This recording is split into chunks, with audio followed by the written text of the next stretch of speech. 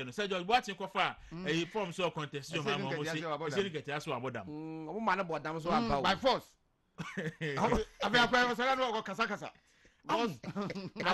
afani tirim nobody see I think say so amasaman that's where nkrata na we ewo kam jesi o na jesi jesi ben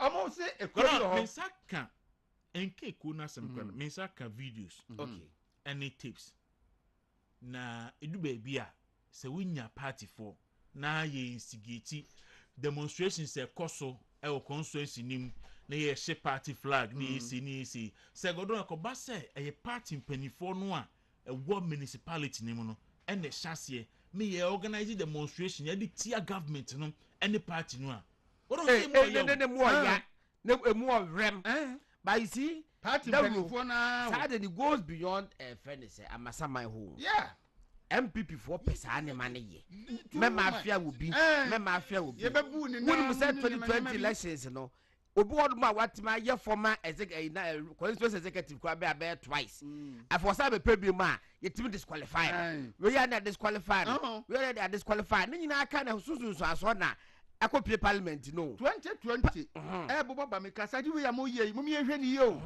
oh nya ayi akwa ba kon asante no MC me ka o jai obi ya ka step down na step down be bu nam wow ye wie ono na nam abu ye yi nadi ono tifie so nam se so una nam abu asante achim central ebi wo ho oh etino me de ya omo ntwa krata ma regional penifo na kwa national na omo nso handle something tentem party de dipa na eye oh no ai enkrata ekita me ohun krata ohun ne do we dey check booklet aye ba o say ohun ne do we nyina aye amasaman for nkrata ai amasaman ti say abrante no a waba ho no godon me checks e je say anam otu constituency ni mu nyina e kire say oye popular constituency nim na bia na MP no adwene ne say di onyo be contest na me pa so enema ye fa so ye popular ba kope david na goro ye timi bo obi kwa adu say MP abayi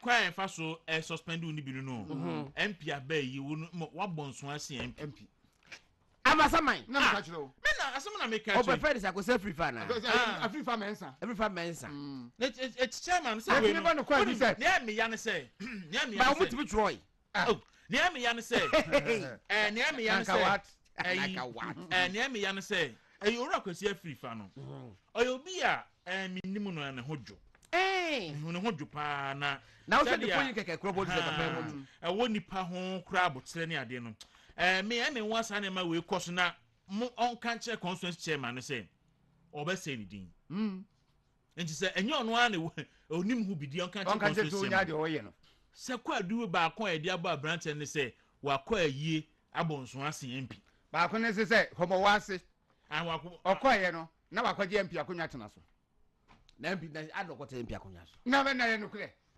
pictures e ba ye tese wo MP na to ba bi no no so tin ba bi wo MP kura wo te ben ohene no ana ono so te ba bi na ye no kwaje wakonya tena so so akwaje akonya tena so my MP stranded oh nya ba bi ntina some manwa akwaje MP no constituency na ayi akonya ma no ana so ahimfo no disi ho na ayi cash akotena so na omumu say ahimfo na say ahimfo na organize program ya frame mu mienu ya fra cash ya frame enti ba say Argentina wa frame me na wa gina ho na mama konya ntina so say the cash as fa no so anya ade dabi wa ba MP ayi stranded wonya ba bi ntina cash akoya okwa afuo mu wo so ye dai ni ohimpa de na wokonya ha isu gina ne ma na ye dua no so wokonya dua so ai say ye bebu dua yi afenu ofi yes o na dua bia se enwunu bi so a se bia no kre be bi na ko jina nyambo a se be budu ya no ti sa so ase na kra tue ni ti a adan ibusa na menya ba bi nyina e wa fuom etimo ma MPI stranded decide ya e no so bia ni mu odu ana o jana ni sisi ne ya na se nka free fan so o ti se me ya sa mo MP ba man ba bi nta kama mo man nta o hina konwa nchen pepepe na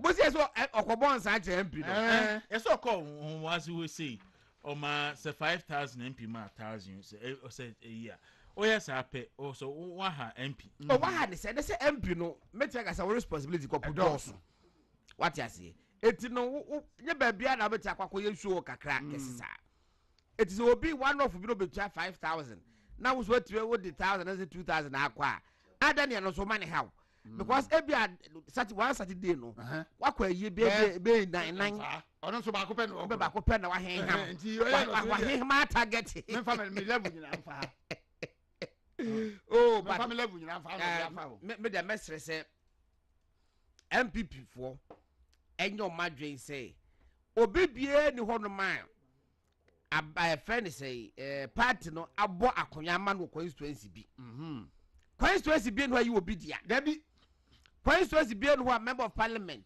and a chairman and a secretary and organizer esu chair party no dia ya wo dia da bi sa wo gidie say wo ye party ni mapa eno to qualify say o contest here sa no bi so that you say o be to qualify a contesting anya bonne say obi a member obi a MPP ni na wo ambition ade a me tell the hammer no akwo ambition no ambition ana oba party mu nchai ya brabo party no hoka ana wo ba nanu ya na ho na ka jo say party ya me be mo ache party ne sa be ma ache me point ni obi friend this bi man PP ma man post obi friend PP kwan this ma man post na when you start here no man tete ho ade be mafia no be mafia no edu mu ni MDC for so a mafia me enhwai mo mafia ma me ne ora George eje eni enkomo ono na abrante na ya suspending no okasa edema no efe no yaya Kasim ata ni din no okay George Martin Jaje opani na etisen Bajo mapomu ya papa na so e oba de adom yensusu ye ho ye na amasama eboko de amasama eboko so eboko sa nsem kakra wo ho ayese party ma ni party pen foto na mo no do mani behwe ensem be aka kire yo emi se mefa kwanye so mentia eyempanifo am studio na mentia eye MPP manyina ye wo Ghana including amasama na yewura emi se ensem we koso amasama ene suspension ye di tia onabo ye kasimatan eye se to boase ya to say before say be suspended Kasim no ye di can suspend ni pani bi wo amasama hold that o ya aware of such information no kura papa nipa do sign ye suspend you mo so far the nipa suspend doso na de me dem ani hu a ye dom ko discipline committee me hu ye nipa be say 10 ami hu be 10 but so far no ma suspend bi dada na omo no eso omo bone ni sen omo bone ni so makasetia MP o makasetia MP enyema MP ka se obeye no o so mo say every constitution electoral bia na month bi omom 2,000 Ghana cedi sika ne ma enom koka ho asem ena MP say chairman so akase o makasetia eye MP into a suspend wom okay mayen ka Kasim asem no Kasim waye dien Kasim ye hwe na Kasim dia wa ne say oba say obeboa eye MPP ai wa amasama yo mu ne say ye Trans Elephant organizer ameka sama ya Kasim Trans Elephant eye Kwaku Ibrahim ene agia fate ene ti kuyi na ye to police station elections ni coordinator elections no omo ye say ebinum anto aba ama coordinators ni binom enti ade akia ye yi wafira abom ya suspend o enti na party ni buwafu ewo amasama pa enti ye trikunsa Trans Elephant no ye bebobo ni pom buwafu because seat no afi ya je ne foforo enti ye sese de o mayi mpanimfo ni bia ukọ electorate ni bia obom din a kire se akwara do nsa ebekọ ofie se we na ye MPP ni pani a o wa ha sankrofo ni nyina ye yi mu nyina free party ni mu ande o mo se party no mo ni nyi bi mu amasama ehwe vote so edi wi ni amasama ni vote kese bia enti ye de sa Trans Elephant buabua eku na no a ye de pom a chose de asibia no mu nyina amra on board ntimi nye party na yakono na ye perpetual enti ye kofa cars so meboaye the cars ba ye no we MPP ni a we twen dues o twen dues chairman ofori asante agent dues 30,000 Ghana cedis 300 million papa yi nim so ye MPP ni mapa ade abeki a ya suspend no se wa ye den a ye so onye party ba papa yi ye tiwe amasama ye ni party office papa twro koma ye MPP mpanifo a wo amasama se opeso oboa na party office ye wasase keto bi a MCE ene ne mpanifo ne toma amasama afo papa ko ye se opesi osi party office no edema ye MPP fo wa amasama o toilet de koma wom o manfa omuti anye omo ye so omfa sika ne mra na omo munsi na osi dabi me ese developer mpesi me ya misi omo ye omso omo hiya sika no ende osi dabi no wo asase one nika ewo tre junction into the ensam no ekoma ye trans elephant mpanimfo se de de koto constituency for ndo makani enti saade a ono asase na wo tre junction na ekomo opposite no o de be che part no na o de asi part office so si part office ni yene se part no beji a fine omo yi a o de be ma national for ti asem o de to ye eku na nim ni anche ena nsawam Pukwasi road no be ka ye part office no ena sa twro koma part no se se ni part office wo amasaman nko pese o high part ni bi edemine no twro me ameka se me na mde letter ne koye ena mde koma part mpanimfo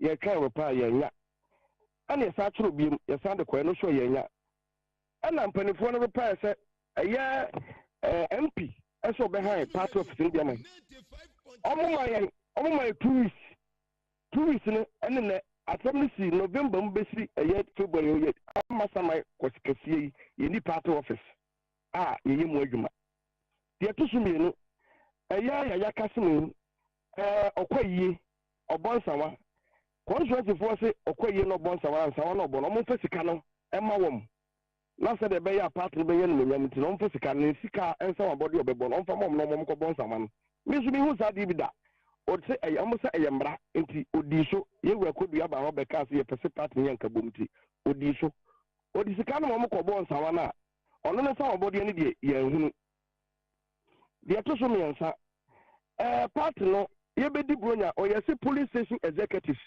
me se said omo bre wo part ne munti no obebo mo kakra enti eretre bia o de mo ene na o se o de kam ukeka bomu a ye 200 Ghana ono afa ne ka elodu mu ne gum eye police station executive for 1500 something na ekoye no obia ma emo ene eye spaghetti drinks ne abia o de ko chewom eno achi no o ka kire mo se wo a wanya bi ne bra party office ebra bajima bia wo si no eno ko ne owie bibia no okwa abrochire oba ye pe omo anya bi no sa frɛ om oma 200 Ghana no oma transportation enti wo se obo party no enti hu se de oma suspend no na ehadene okoto no so no o ye say party ni baabi a omo police station meetings agi school dem omo ko so bu gina ho enti wa provide chair 1005 say electoral bia eno so wa tro ho letter e di akwakoma eye constituency ni se be ya omo mani muaye besi na ye kase nkonya ni gusubu ho a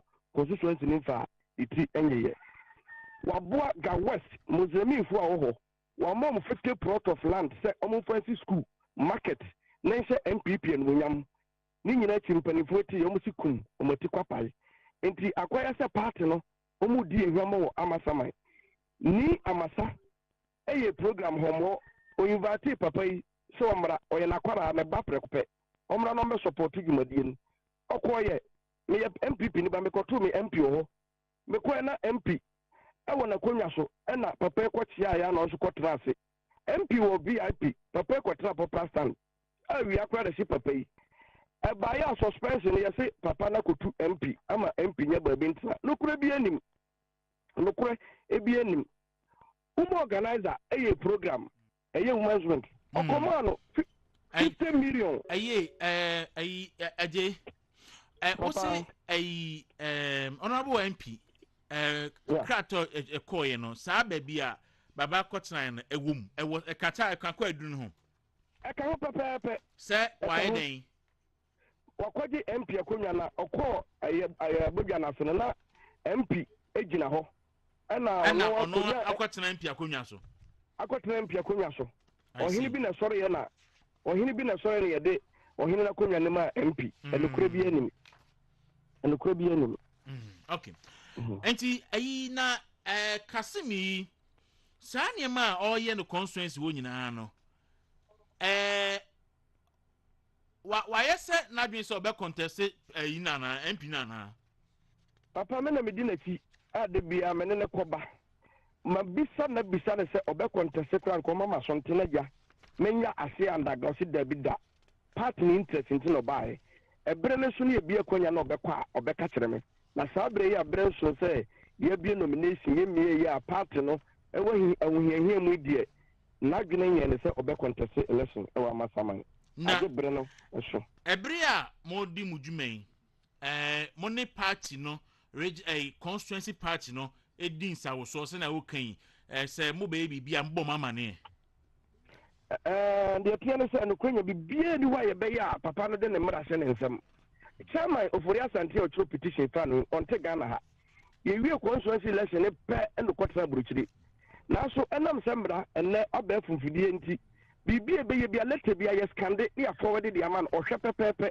ɛwɔ whatsapp nti bibia bɛyɛ bia na ɔne ghana ha deɛ yɛ ne yɛne constituency secretary ɛna di ho dwuma yɛkasa on phone yɛtwerɛ leta bibia bɛyɛ bia yɛ leta no akyi kora saa frɛ no mea mekasa yi mea mede leta no kɔma no bibia bɛyɛ biaa ho nkrataa wɔ hɔ baba sɛ agye sɛ mo ahyɛ da sɛ mobɛtwintwan MP ɛwɔ asama saman ne ne constituency executive mobɛtwintwan ma na mu wɔho ɔpɛne nyɛ nokora me a mekasa yi metii kuo bi ɛmfrɛ no nyɔnko bɛkuo ne mekita nnipa 400 2020 election a mede supporto MP papaapa ama no bɛyɛ MP wɔ amasaman saa nnipa yi a yɛboa yi nyinaa na nyɛ sɛ ebi a yɛpɛ sɛ ne dwumadie ɛkɔ fam because it ni abrɛ ho yie ɔnabo kamane wikinson ɛbɛyɛ ne fam deɛ wanya ɛna ɔno baa bɛboaeɛ nti menim deɛ nti a aduru mmerɛ sɛn a MP no yɛ saa biribiaa nkyerɛ saa wopani yɛse ɔnabo Clement Wilkins na wokaa n'asɛm yi ɔno ɛna akɔfa Kasim no aba ɛsɛ ɔmɛtwintwan kwasi afiri fa mansa nan mu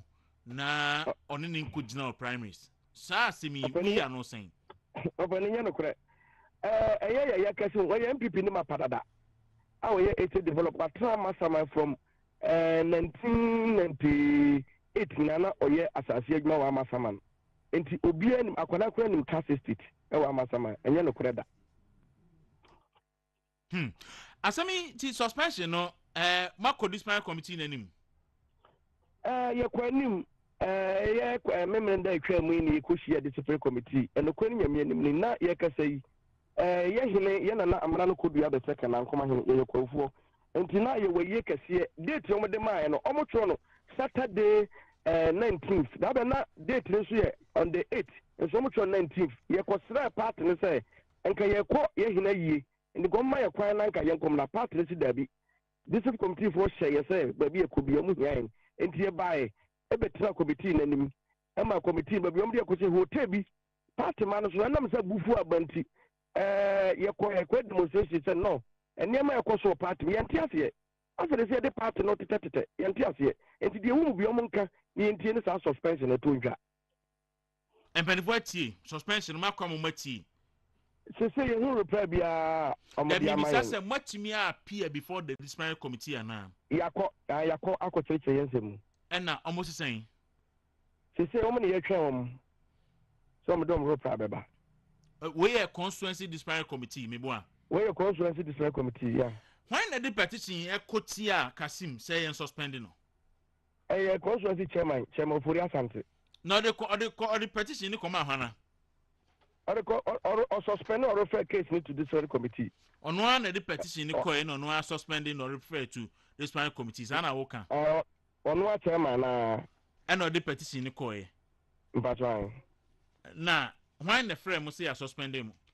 Ya suspend Kasim. Constituency secretary or the better platform so. You can better platform so. Constituency chairman your friend is saying. Chairman Ofori Asante. Okay. Nidini Michael Kwaku Ofori Asante no. Me patron. Okay, me kata nidini also as petitioner. Michael Kwaku Ofori Asante. Enti constituency chairman on one trust that petition we. Patron on the Troy. I see. Enti when he for this committee the chairman ne ka ho ana. Yeah, patron, that no between them and not only hobby. You're quite no dear. You're planning the committee or me yankasa supporters in the Nigina I form into a coba ebisa no dear or so on.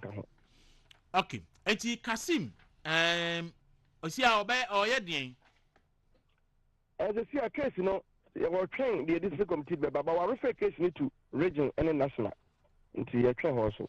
Regional national the petition e kwa na say ordinary na akoba mane. Actual letter the akọ. I'm a be a general secretary, Paka, regional secretary. Some bra mo bre ansa na amasama seat no mutimi gi free NDC for nsem. Opening we dey me twa no. Se wo back on so asimu a ne before waso beto form say MPP at 2020 ne ye strong ho no. And no boy MPP din wa amasama ya no be ya twa because of any bia nkoso. Enye na maybe sao say wo kai bra mo bre ansa na mo gi seat na free NDC for nsem amasama. Me kai. Enti munim se nia e koso kweka betimi asama seat na free munsa so onim ni sa. Onim sa pepe. Okay. Onim ni sa dia me de betwe ho. Godon me nim se bibi wo ho a enda se be mpese mo bisa no a. Da be no mo de petition ne call regional. Now omonya response free regional na. O Kasim for Kasim. Da be na Kasim petition so de call regional national no de call e. But so the coin is 2 weeks not the coin. Be 2 weeks ni. But so Emuaba. Emoy Emuabi mai. But David. Okay. Okay. It would be echi. Ya be call regional na kwa say in fact almost a petition no na dey no mo afa ho. It ye be Yesi ye da ase age ye da ase bibia na ye be san ba. Anopendra ni chairman Kwaku ofori asante din komo. In fact, Ndra no po no afre several times. Yen susu ye friend no nwumre e ma na dwebe nu ndukura no oni me police akasai anope ya friend no aka che ne se because na ka che ne se be di san komo yi ene ya friend anope wa pick us in san friend back your friend bi ma won fa nti enye se ye pese ye one side jesi be je na fre paka fre paka mami that's be jima jesi no on fre paka mami Greater Accra Regional Secretary no friend mami say na emisa no say sa petition bi sei no aba be du o manimu ana na ye hwegodon sa wo say ya frɛ constituency chairman Endra in fact Endra no afre several times and waja to say obekasa anope Endra na dwube nu ndu nyina no ne jesi kasa no ndu baako anope kran so no say friend in a minute time okay minute no so aba okay it said the chairman wo tie na yesre no ye pese de kasa it won frɛ jesi number no na ye hwɛ ne ne nkasa na obi wa masama no sɛ mo sabere bu ni say so shefa yimu usilemua shefa yimu enti enti en Ndra ye say the kind interest no say be protected amasama seat no for the party and pictures ni bi wa you see petition no I say asemo godon na cars no so okobon so asase yen bi say I say karamji I say Cass and his group took their disrespect for the structures of the party and the violation of protocols a higher level when after a member of parliament had addressed the gathering and donated an amount of money to the chief, they also got the organizers of the program to grant them the opportunity to address the gathering as well. The chairman of his group spoke on his behalf.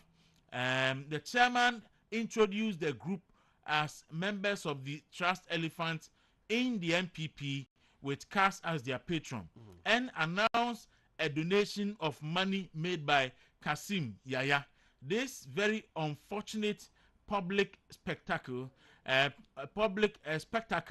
presented a bad image of a deeply disunited party to the gathering. Yeah, me say ye chairman no. Gabi secretary, nya regional secretary.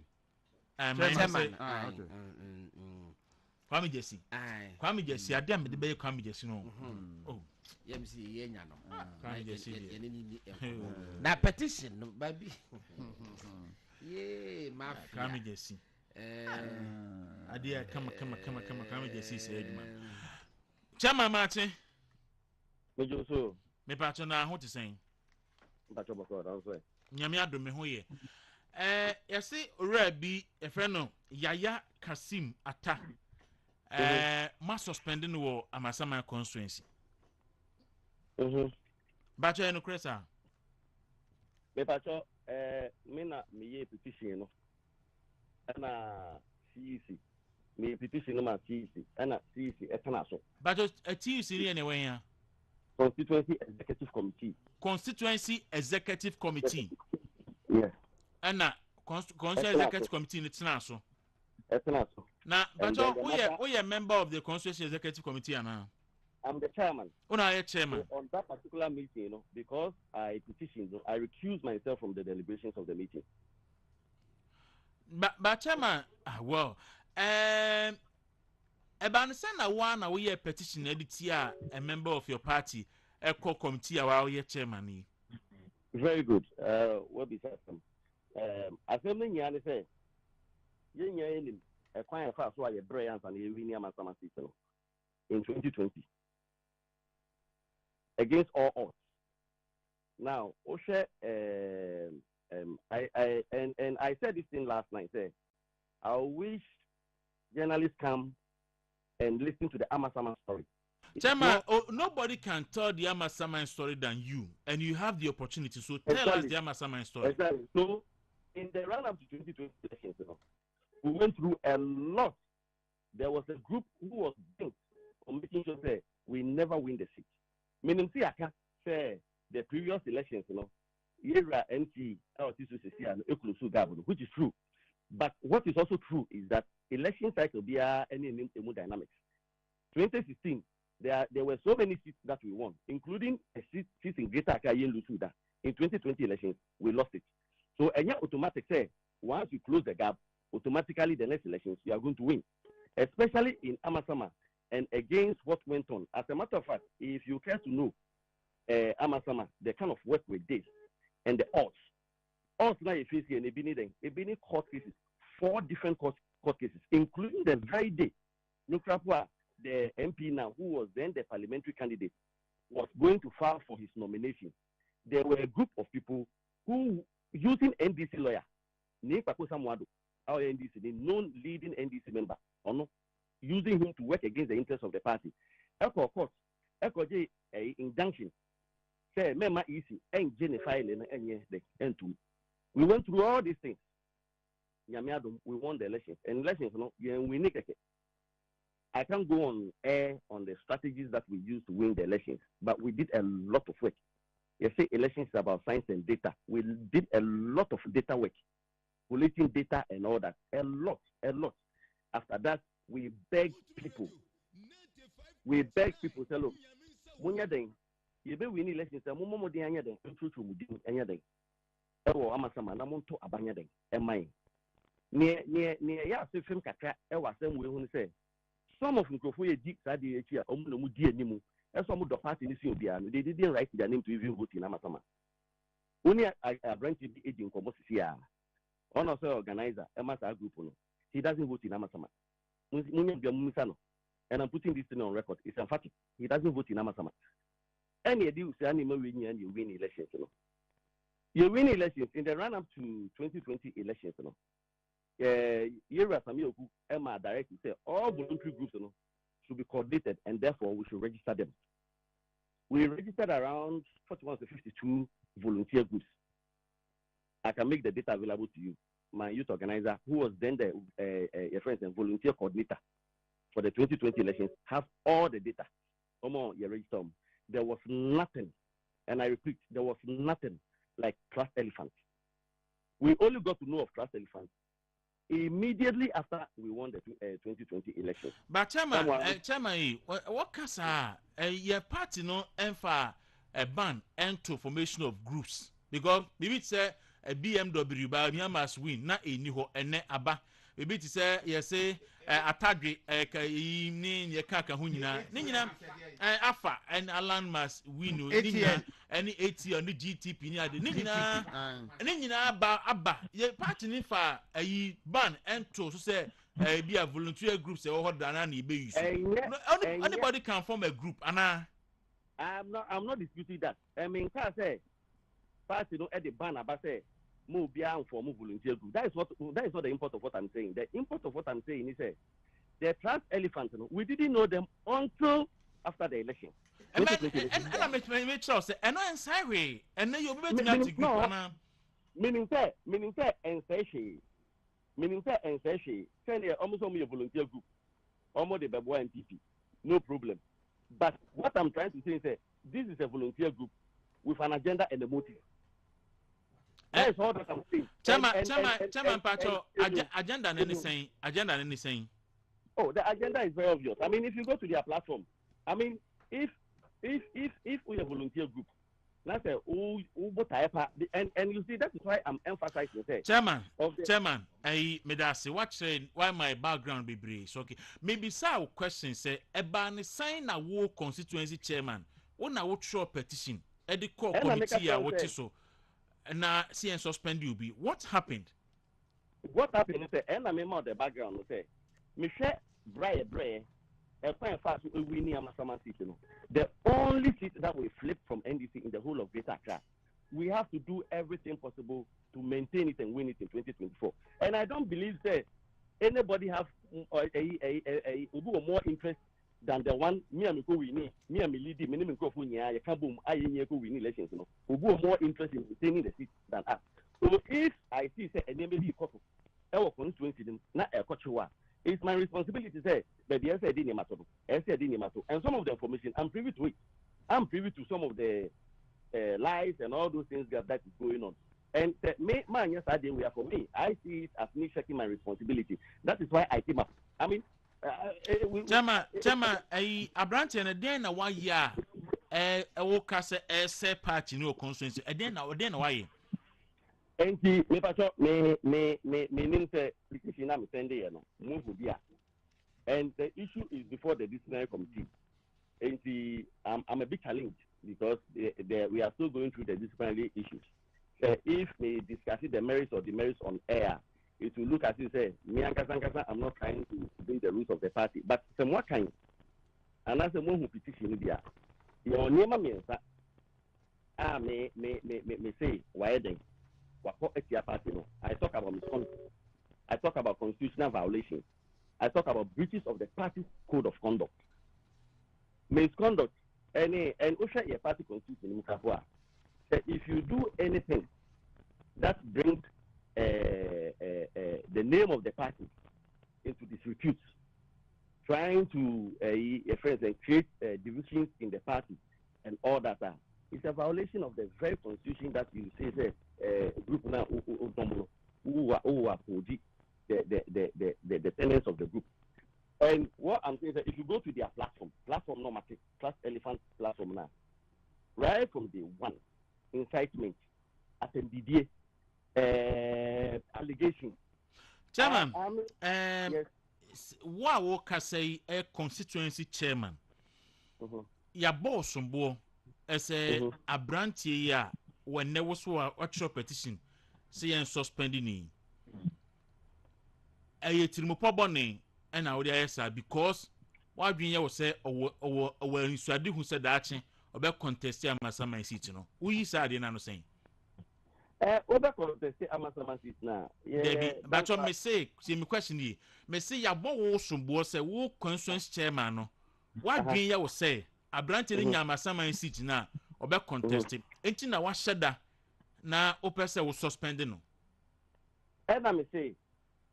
Obi be contested Amasama seat. Amasama said the MPP party nyam papa de nyam media. Enye ku enye dom. Enti me Obi be contested, Obi contested. I'm not concerned about that. But the point is say what we are talking about now is the misconduct. Is the constitutional infraction. And means now because we cannot say there is indiscipline going on. Somebody is perpetuating indiscipline in the constituency. Not yet actually said the indiscipline to go on. Chama boy kakra or the fan say petition me who ye. At the end of year misconduct, at the end of year violation of the party constitution, a branch of friend Kasim in Oye. Okay. Elections we pay. And you who signboard I amount to a constituency named Trust Elephant Victory 2024. To the sense that the regional secretary was very alarmed because the person who find no chum who ye. And I say, now Ubi election and people, I mean, I'm not for starting from Kasakasa. Say, Muba Betres and to Abamamu. Yatu Abamamu. Yatu Abamamu, Moody promises by My promise is most start here. You've not even settled down. Now you are thinking of 2024. What is that? It's the regional secretary craft. And so we also just saw it. Yeah, all of a sudden about. So let's try and find out. So we started a investigating. Then when we started investigating, it led to a branch here can so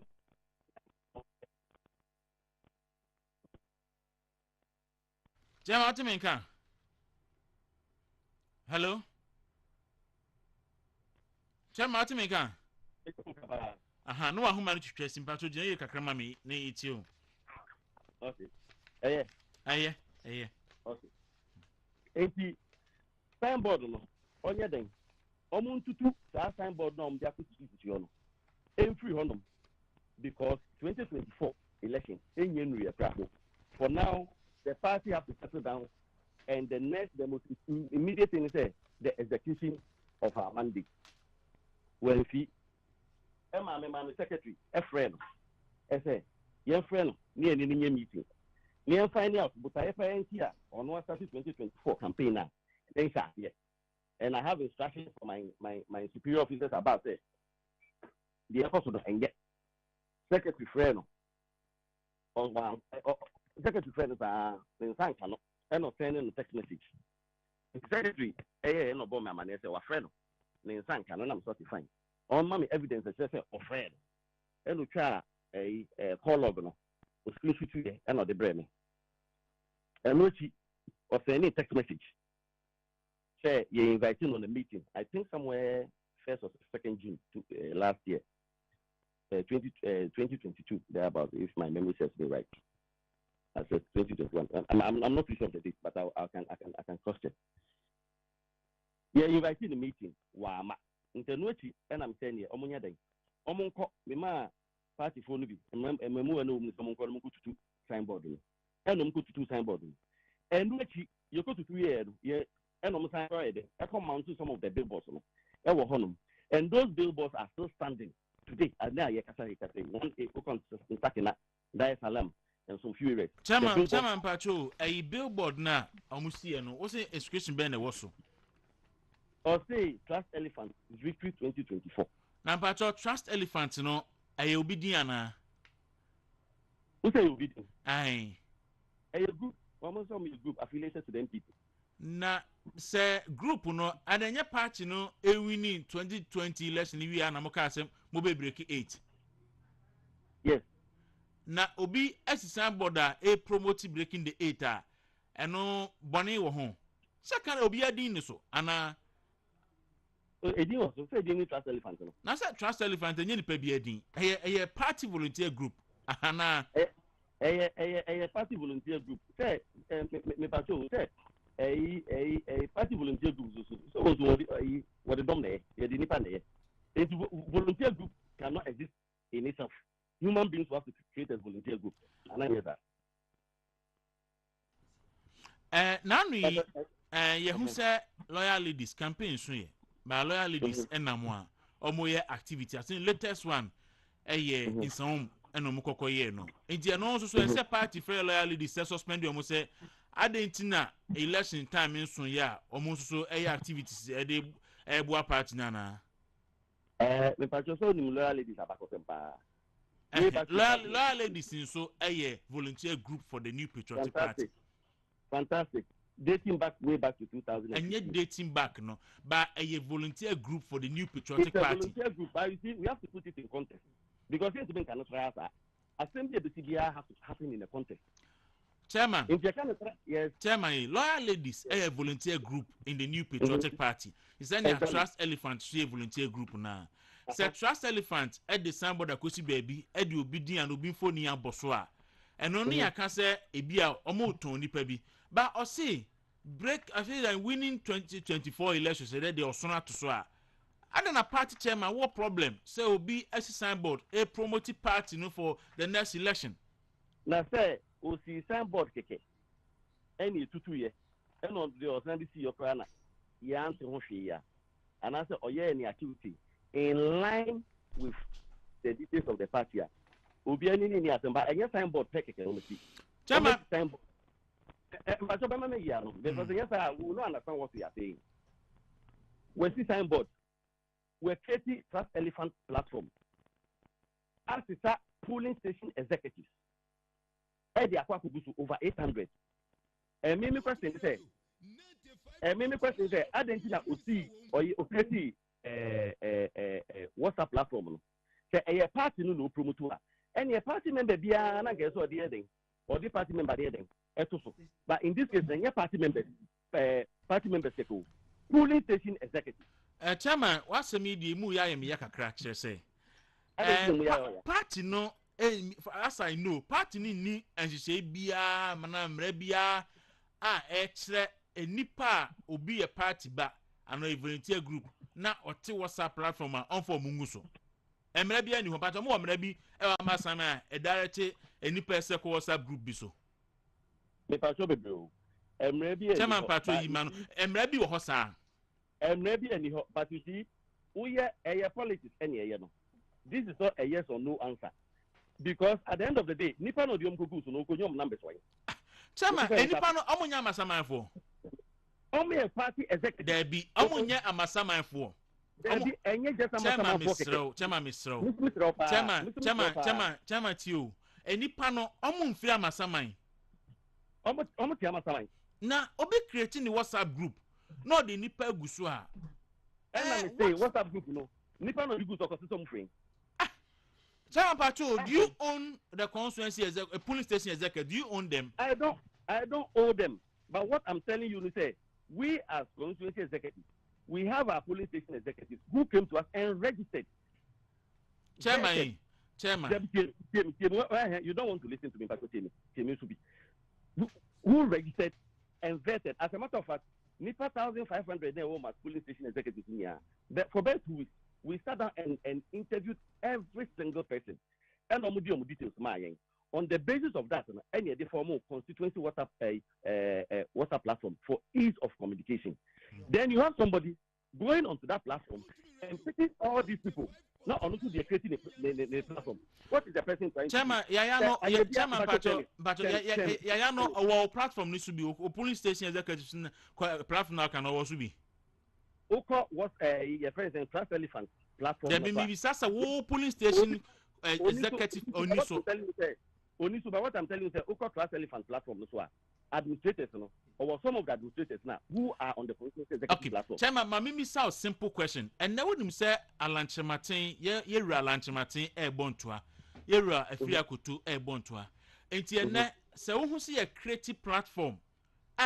Polling station executives a war constituency.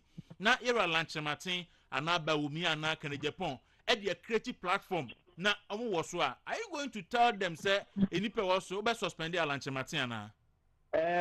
So far, from here fighting penny for me put them from here. Chairman, maybe it's a simple question. May say, and then be said, and now, over suspend your man. There be enemy patch say, the SC can want them. As we speak now, they've not done that. They could have done that. They've not done that. Meaning, more platforms. Platforms don't want to know. Hey, people who believe in their ideology and their philosophy. Chairman, I'm just putting it to you, sir. There is no law I bar any member of your party in Amasamai from joining any other platform, whether any a polling station, constituency, or electoral area coordinator. And there be anyone more a bar of say on to mean joining any platform of the choice. With all due respect, you are missing the point. You are missing the point to say. Maybe anyhow, but Mraben so and it's say for constituency executive platform so which is information also a privilege information because you know phone I want some here. Now what was the phone and if you want evidence I can give you evidence. If my own wife is an evidence. Chairman, and Chairman, do you know sir and me Dawuro metie say me see me per data of Amasamai polling station executive sir. Met me am obisika Aba ako every polling station. I gather a dean telephone number. Some man, I'm the creative WhatsApp platform. Do you know say it's possible? You cannot do that. I didn't mean to mean yes, sir. You cannot do that on your own. I didn't mean to mean yes, sir. The polling station executive, the constituency executive structure is governed by rules and regulations. Nobody. That is the reason why even to say your example here, my you want to go for some person deep party, no. if they want to come to the constituency, first and foremost, almost they can for permission from region. We are permission. They call the constituency and say, Chairman, if I was an secretary, if I say constituency, any more executives here, why do you think they do that? Why do you think? I'll be sorry. But wontumi radio, wontumi regional chairman. Can you go to Ashanti region, or can I meet up as constituency chairman, go to Ashanti region and start going around the constituency executive? Chairman, Pacho, Abrante, ya wakana simi. Enkrata watro, be personally the mago. Nina mi wo ha. Activities are working was seminano. Party no known in the known. Because before so betwana mubia or truckrata at the map party no. I be one more acknowledge receipt and reply and be so on my won't reply and she's all kinds of party anymore here. With all due respect, and ya no credit. Party in the Also, Cassani activities a work constituency in party no anymore here, and ya no credit become a who crata. No, but where have we what said should that? be at the bro? No, but where have we said that? Where have we said the activity of constituency in party in Koshe? And some of what see say or more money to me and police station. You there be be una oka say meaning say uwe ubetuna ba masama after all the police stations am discuss say on the database of the police station executive and man no the people what platform and I'm saying to me yes met me here say eno nye abona ti o chama what maybe you are missing the point as soon say me ye aboma e beto aba no party na say and na me gather me data for me and me personal use eno met me here e mere bia ni ho no be besi me kwan se mbedu amasama ene na me suo patcho ma me amasama chairman constituency ni maje wa me secretary constituency ni maje ma me constituency ni maje me wie na me ne mo kasa chairman secretary organize and patcho me create WhatsApp platform person mo de me to so na mo agree some be wo so a I don't see any problem with that. Say chairman for say e unlawful na on person be wo so a chairman timi ka say we dey unlawful timi nkoso but once you accept to be on it no there's no problem with that. You see what can you do? Once you agree, why do you want an agreement before you do that? Me hear agreement from you personally because when I made the work council nanya party no enti wo a made the work council oka ho no so wo gitu say obeka me WhatsApp platform ne ho a me to party mra bia sa na me ka chiro and Abraham also on the correspondence did he tell you that he sought the permission of all the people on the platform? He doesn't need the permission of a nipa e was so obi do ka WhatsApp platform na wo force won ka ho a you get out of it. Me paso bebe, are you real? Say he doesn't need the permission. Wow, see, you need the permission. Chairman Pacho, that me say on here the permission of the party. Any pair work a platform so be a can say on pet platform nana. See, Timmy, okay. As I'm not one can know. See, call around as for Gia. Baba baby say if they agree, from platform, young found so. And I maybe say, why do you think you need their agreement or their consent for people to be? Because I know a personal issue. And to be kind of personal platform where so catch no. But you see, if you do some of these things, you are not helping the cause of the party. Chairman, me what videos, any audios, say, and there may be a cost of constituency no. Mona more orchestrated constituency, even to the point say demonstrations say cost and the banning of party flags near the Yinano, Munim Hubi. I didn't know more constituency ni mu enjo. Na party no ain't mean breaking 8 no. Na munti maintain sitting or constituency chairman. But you see, question of this and from Amiraho. Me against all the odds. Enemy executives. Your co-elections are winning elections 2020. Do you think that will be much more interest in breaking the 8 than it is? The very people you are talking about are the people. It's another memo reference. Also, but you are going back. The very people you are talking about, Makacho here, the for courts against all odds. People campaigned against us. There was skirt and blouse preaching in the constituency. The very people who did, some of them who did that are the people who are following these gentlemen. Do you think they have the party at heart more than win elections? Because on record, if for nothing at all, on record, we won the election. It's win elections. The party no win here. Almost sabotaging idea party no win more than yen. And I'm telling you that some of the people and I'm example to see a brand here on the Casa on your organizer plus elephant. No, I friend a jail on to about one register to Obama. Bisan, Bisan online so friend no fa ne kan Bisan. Wan to aba mai yera ya ka sim no ka oka ono asem ya ka sim na kasa. Wan register wa masama to aba mai. As to speak now, ya ka sim is not a voter in Amasama. Between me and who has the interest of the party at heart in Amasama? Chairman, and they say on a registered member of your party in Amasama. I didn't say registered member. No, don't get it wrong. I didn't say registered member. Me say he's not a registered voter in Amasama or to about the before. And now person me who said, now person me who says so on registered a voter or hodia. And now person me who say and the obey me suspend na mana na. That's what I remember. Obi on to about wo constituency no ultimate suspending money ye. Oh, no, and I saw also, I'm a friend lawyer. Also, on to about Debbie. Maybe sir say Obia was say on your registered member. I will pull constituency no ultimate suspending money ye. Once you're a member of the party, you see, being a member of the party, and you may be a member of the party will create. No, my baby, one must ultimate suspending me. As I'm a being a member of the party is different from being a registered voter in the constituency. Being a member of the party in the constituency or wherever is different from being a registered voter in the constituency. These are two different things. There are members who are not registered voters.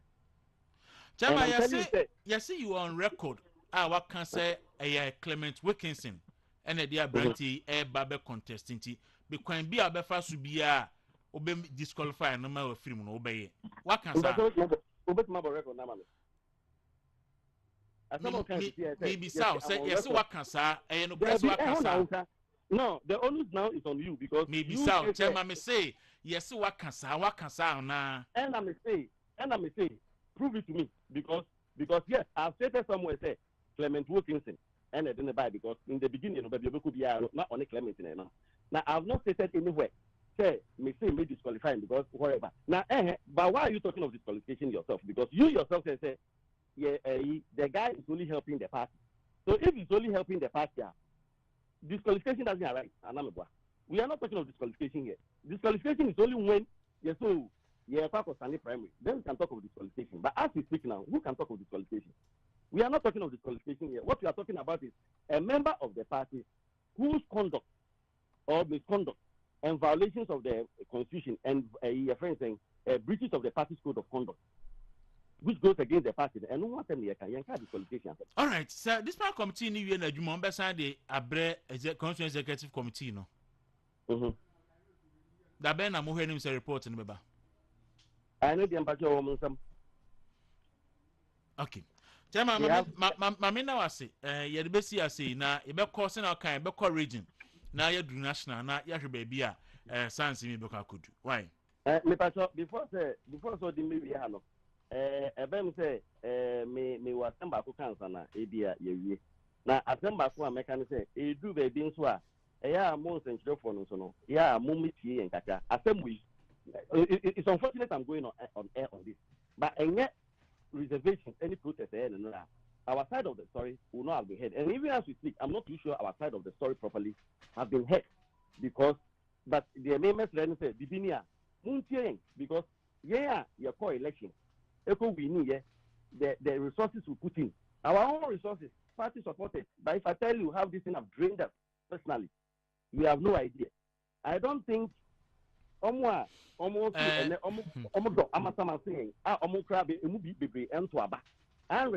simple thing they can do, they could have done to help the party in Amasama. Was to have registered vote, but they didn't do it. In Chairman, me da se wo de e bia me ntimi enye wa ibibiri, but o MP de yene no edin sawo me former station san ba ha wa ba ha me producer so ebe break akra ni o frɛ na wo mfa nti endra asemi ba ye ka ho asem ne nansan in the past ye kan obi otie bi ate se ne nansan ne endra ye kan se ne ye be kan masama ho asem ye ntan obi a ye nti obi a me maka ha se me interest ne se NPP because so atena ben because na me training me manim se me adwuma ma NPP party ni co position a me na maluso because chairman be hwe wanya contract MP so adi 4 years enti party ni co position na mumu ni hwe am be lose ba me obi bi am be lose enti that is your interest ni say party ni bekoso eso amasaman seat ni mu na kweka ni nyina bejai obi pese content yesi enne obi cassette ya na kwasi afiri fa pe na wa suspend no matese eso suspend ni pa be 50 ewa masama constraints wo because for say omo ne mo nyadwen nya to ase see enti na make say ensem no boy am bitie ni suspending ni 50. This is a blatant lie. Say no suspending. Yeah, suspending ni 50. Say no chairman part was suspended saying. Yeah, suspending ni if my memory serves me right, Nipa 3. Yes. And Nipa 3 no, you need to see their suspension letter. You see, some of this is when they say ask them, you see, meaning whether I can say this thing on the air. The one of the guys that are suspended for instance went all the way to the point that or say me personal issue. Let's put it aside. But all right. Chairman, medasi. The meme can say that muti bibia. I'm also munti side of the story. What the entina make say we no mean for to because personally mean free order. Entina make say but when PD nim say me produce a friend number of times I went me and pick say either say ono an na sheda no one pick you say bia no why busy I went me and pick you intimi nkyere enti wo the personally no ye free order asem me wote ye na wo to me ka free yen no kre enti see frem nso amonfa ye da se bibia ne ye bese aba ama sama ho ebe wura constraints wo ye mani see ye beba o ai mama ye be show you na mbacho me kono yes ye ra ya kasi nso ehia me mbacho mumu biante in my life ya kasi me hunu twice me ni ye meeting that I have not taken any money from him. He has not given me no friend no me tam me iske bia on me secretary iske bia on say ya kasi ye ne kasi ka meti say o de amamu they say mo di ni dues owie na mo gi minim na making muji reduce na muji say 20,000 lorry fare 30,000 lorry fare me ba so bebre 30,000 dues and 20,000 2,000 lorry fare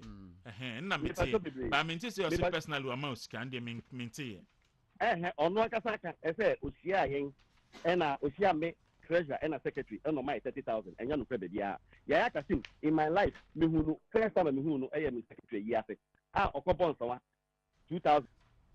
Okay. Chama odi onim mebre na san be edu ba bi a enema ne bi wonu mumma abotoye mumra. There are issues be say you know say esi obi aba constituency nim wakobon so ase MP ni nyina ye de abone kai kwa adu ni ade no. Eya na e ha adwen. Why? We da see. I was anti ane chairman na edi kunim. Gono.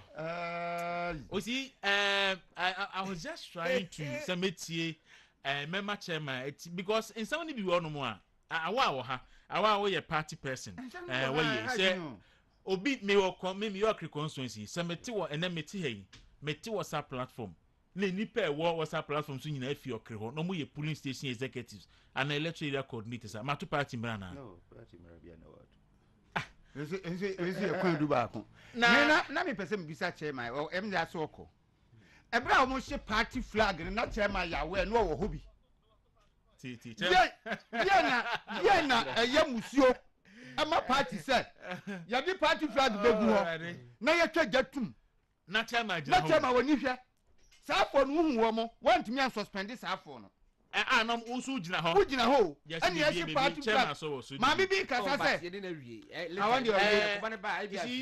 ma bi bi kasa say na do hu kire akiri ni nyina no aye party flag no mo she na ama saman no because wo de kwanyam summu wo de kwankram summu wo de kwabusunsummu a ni nyina no eyade a eyemusio se party flag e befa gu woni edi jabetuma hye no na party chairman gina ho hwe na ya se party flag want me anka ho hwe na ya demonstration na chairman no de share chiro na demonstration ya se akanfo akoye anye effective nti ye mpankan ya mankanfo nye no mo nkoye mo de mo koye a mampani betie ni wa UMC no all these things issues no issues na chairman na reason the me petition me will be wa ha yeah why you know ya kinkan bi a lot of them a trivia a lot of them no enjobie nyinem ani say bia na trimupo bi wo baabi me pacho wo pacho ai akonwa yi a say chairman akotena kasima akotena wo hu baabi a MPTA MP Saturday MP na share but otina na akonwa ne nche won se be ya ohina akonwa si e na otina nche yes wo hwe han so a on se MP gina ohina nche pe nche omo no ha no se VIP no na hwe baabi a na kasim yi so te ono so te popular stand Kasim no dey hin ono na ono so she eche kokoro she batakari kokoro Kasim na so ne ho ahomete she batakari kokoro bi na so kokoro satare kokoro na so she na se homo woni ya di atare kokoro na edi ebi ahyeche kokoro na so she kokoro je de homo woni ya di atare kokoro na edi enti ha homo woni de wo kwa no ma ya no mta so ntare kokoro ebi Kasim tie on team man pia konya ba bia na me da mesre wo ehemfo na nanom hemfo no moyemu program eno mabodwa eno mafrese mpani ko mra se meme kwa baby beka se men kwatena no eno makwatena eti how can you blame, how can you, I mean means just a mean say obeda abom so bo say baby ma me kwatena ye no won na se ka obeta ma ma wa metena ho ena make say media me say ye no so eti me twema so ye referee fa mimi nimu no se oyobi a ne hojo obunipa and the memetimi aka on any day etimi se no hwe ne constituency chairman yi se constituency chairman na create problem yi a ye referee fa ohwe ni because wan hwe yi a obema obetoto ono ne party fontem because kwadu a ode ebo abrante nyina no ebebre ono mo nsuo nim aja se nti ye referee fa mesre no minim me ndra me ka kire no se minim no minim se obunipa ne ho nso dwo na oni nipa nyina tena nim obi a enti se chairman no how can you say chairman we are chairman of the constituency una ye chairman of the executive committee we are executive committee here report here the bro o se me am petition against you e come me committee am head no na me wie ni me se me twin ma twin ho afiri mo anda ba ko sa aka ni say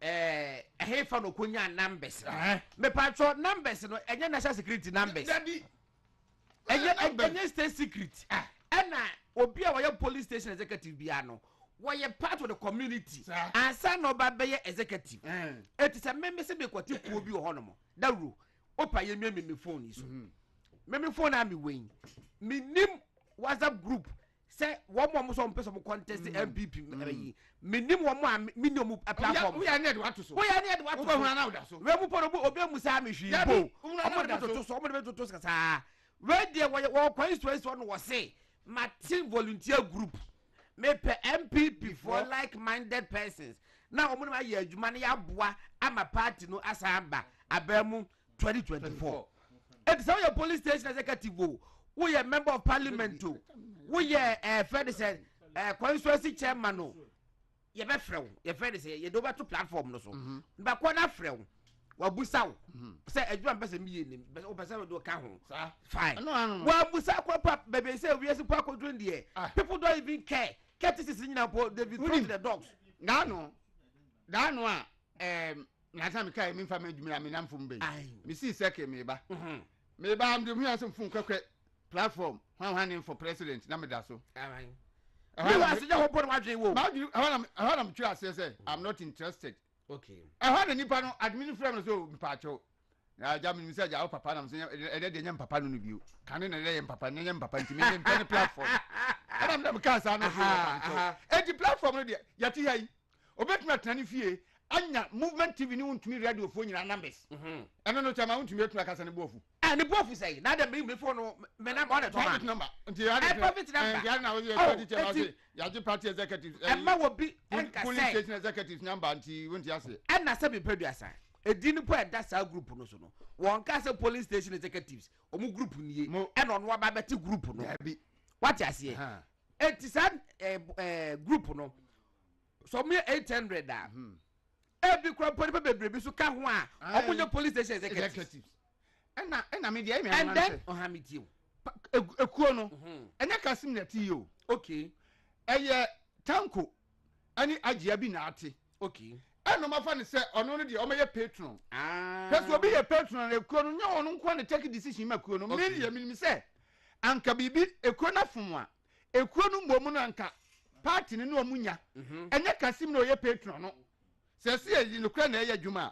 Patron de utuoi you bet me atikuo you friends of Muntumi. Oh no mo yes we ye patron utu yefo na nya mo bia no obi wo nungwa side ho ba bi youth you mo so mbese me be on patron you see ya no enti wo na take decision mo yes dabi eti me dia mesre say omo omo nto obobo and nobody in any constituency and me arrogate even question say eye na chenchena ye the party the buy no any aboka na wo kwa no busa for the to party no okay so na ye campaign expend usika kwa na ba mbebusu afie ana ba na yesi ye nkoto a e ka ba dey Adam ka se sika mo bin ka say ye na ye ma MPP ba friend say it will win for the first time no party na what dia then why did you do in 2016 why did you do in 2012 why did you do in 2008 why and mo kasa that na mo ntiwiase na obi otin ba bi na me de sobo akobo no say onu na akofo obi aba that na mo ntiwiase na mo di party no ada no man winning enti e ma ekoso na nya ada no man winning ana do Dawuro aka no this time they your interest for 2024 election mo ba bia your interest the party no lose you be kan yan ba bia your interest it me there and now bia no benya kwan say wo ko on oppose abra kuroma no obi ayi ni ti so obe contest o MPP but you see me hwe and dey ma kwan wo the party ni no party for the edi call electoral commission say we mu na also mo contest manya yisifo emusa say mato abanza wo dabi ade yisifo hia say mo de mo nipa aba eno nti no democracy is not necessarily about elections mo betime afre nipa kro potential contestants say baby adena ba bedru nie okay that is whereby ya more executives now mo ye fair habitus na mo ni interest sir what you say look constituency ya bre ho pa baby bedru nie ye besere ebia pedimu ya oba yi waba 110 momie momodini support no nko ba kon na won san ko ba kon ka ho owini ye nchen afekwa ne kofo se hu ne mo enti ni se no mo didi nkomo but the moment mo ma just be mafia obi no obi so be mafia mo ni pa no na mafia no ne ko hu school a so no kwa na ko je ho abutiri ɛna ayi sɛ ɔten sɛ da mo hye party flag no Otin, yeah, Otin. Ose bro, I'm enjoying the interview. Great job. Still, a dangerous three. Ose dangerous three. That's many. And era tasa pomichiao. Say freedom of association. Na era tasa pom. Oya Ashanti Regional Deputy Ashanti Regional Organizer. Ose freedom of association. Obiya timi join the WhatsApp platform BRPBR. Ebi one ma ye seek consent. Ebi one ma ye insiki. Ya do ka ho na pa. Ba wa firi wa yi me ho afrim. I say amasa my constituency communication officer on now frame me. You see montna yet radio sunu TV so a yen ka see enimu nyansan see obi. Da bi ntimi kasa. Yentimi kasa. E na yentimi ade ekita me go no me ba cho den na wo he enya picture. Pictures. Na picture no enya obi na de bre me. Obi na de buy. E mo ye program na me ho. Da bi. Wo so video a bri ananka wo de be frame me ahama adwini send the video no ma me. What video say den? I say Kasim Kotena MP akonwa so. Kasim Kotena MP akonwa so. Send the video no ma me. Akwan where the man. Where the man no? Send the video ni bra. So we work with it. And that is all. What I say? Yeah, me say me match TV so endra. Anya na answer me kan. And then so me san kan. Me si yera kwesi afirifa. Me nim ni bebre. Ba nim kakra me nim no. Me nim so ye obi a obre ne ho ase. Me nim so ye obi a obunipa. And maka fiti obi otin bia nim se me maka. And obi obunipa obre ne ho ase. It media pen ye koso me se onhwe ne constituency man ni. Ye. Anasa won na be na nya tan ho ho no. Ba on ne party for tem because say petition obi a anka we kura me fi grassroots po na mra. Na party say ma atena so no wa ye yi. Because last election no na parliamentary primaries in community see here. Na parliamentary presidential debt exchange aba haircut bi na mu 8 years na so mo kwa aya no mo kwa bu sen aso. Ye nya sa ne ma ya no mo kwa aba. Mo kwa ya no mo kwa aba time aso. Ye ntra media agro. Na be ya sa ba ko a che ma e kan mo say enipa no say party no ko bonsa am yes na mu na party na ko bonsa am yes o hiaja e na be kwari no fa no say party na ko bonsa awie na ekuro no so akobonsa he asori ayewo mu no me me asori azie ye kwayi a asori no bonsa ye wo ye kuo kuma wom asori no bonsa awie a yesu ye kuo ne yakobo ye nsa ye ne tiamra Madam Asmo no but you see edi obi dia bray the fearsome three. Yes, trouble. And the No. dangerous three. No, you see, me say me MPB wo Ghana ha. Me try say obi be wura the constituency na wabekasa. What you see? Because you see, nipa ni bi oh yeah, ne aba be kan ye ho. Dawuro. Say you suspend. You see, chairman ni careful. Wahwe yi be say referee for campaign. Yo. Wahwe yi because all chairman ya pa MC. Say wo MC ni nya wo nipa open no a. Na party for a demonstration. Now chairman wo gina ho na ya hye party flag. Chairman wo Party flag na party ni tumi no. Na wo gina ho me ahye no.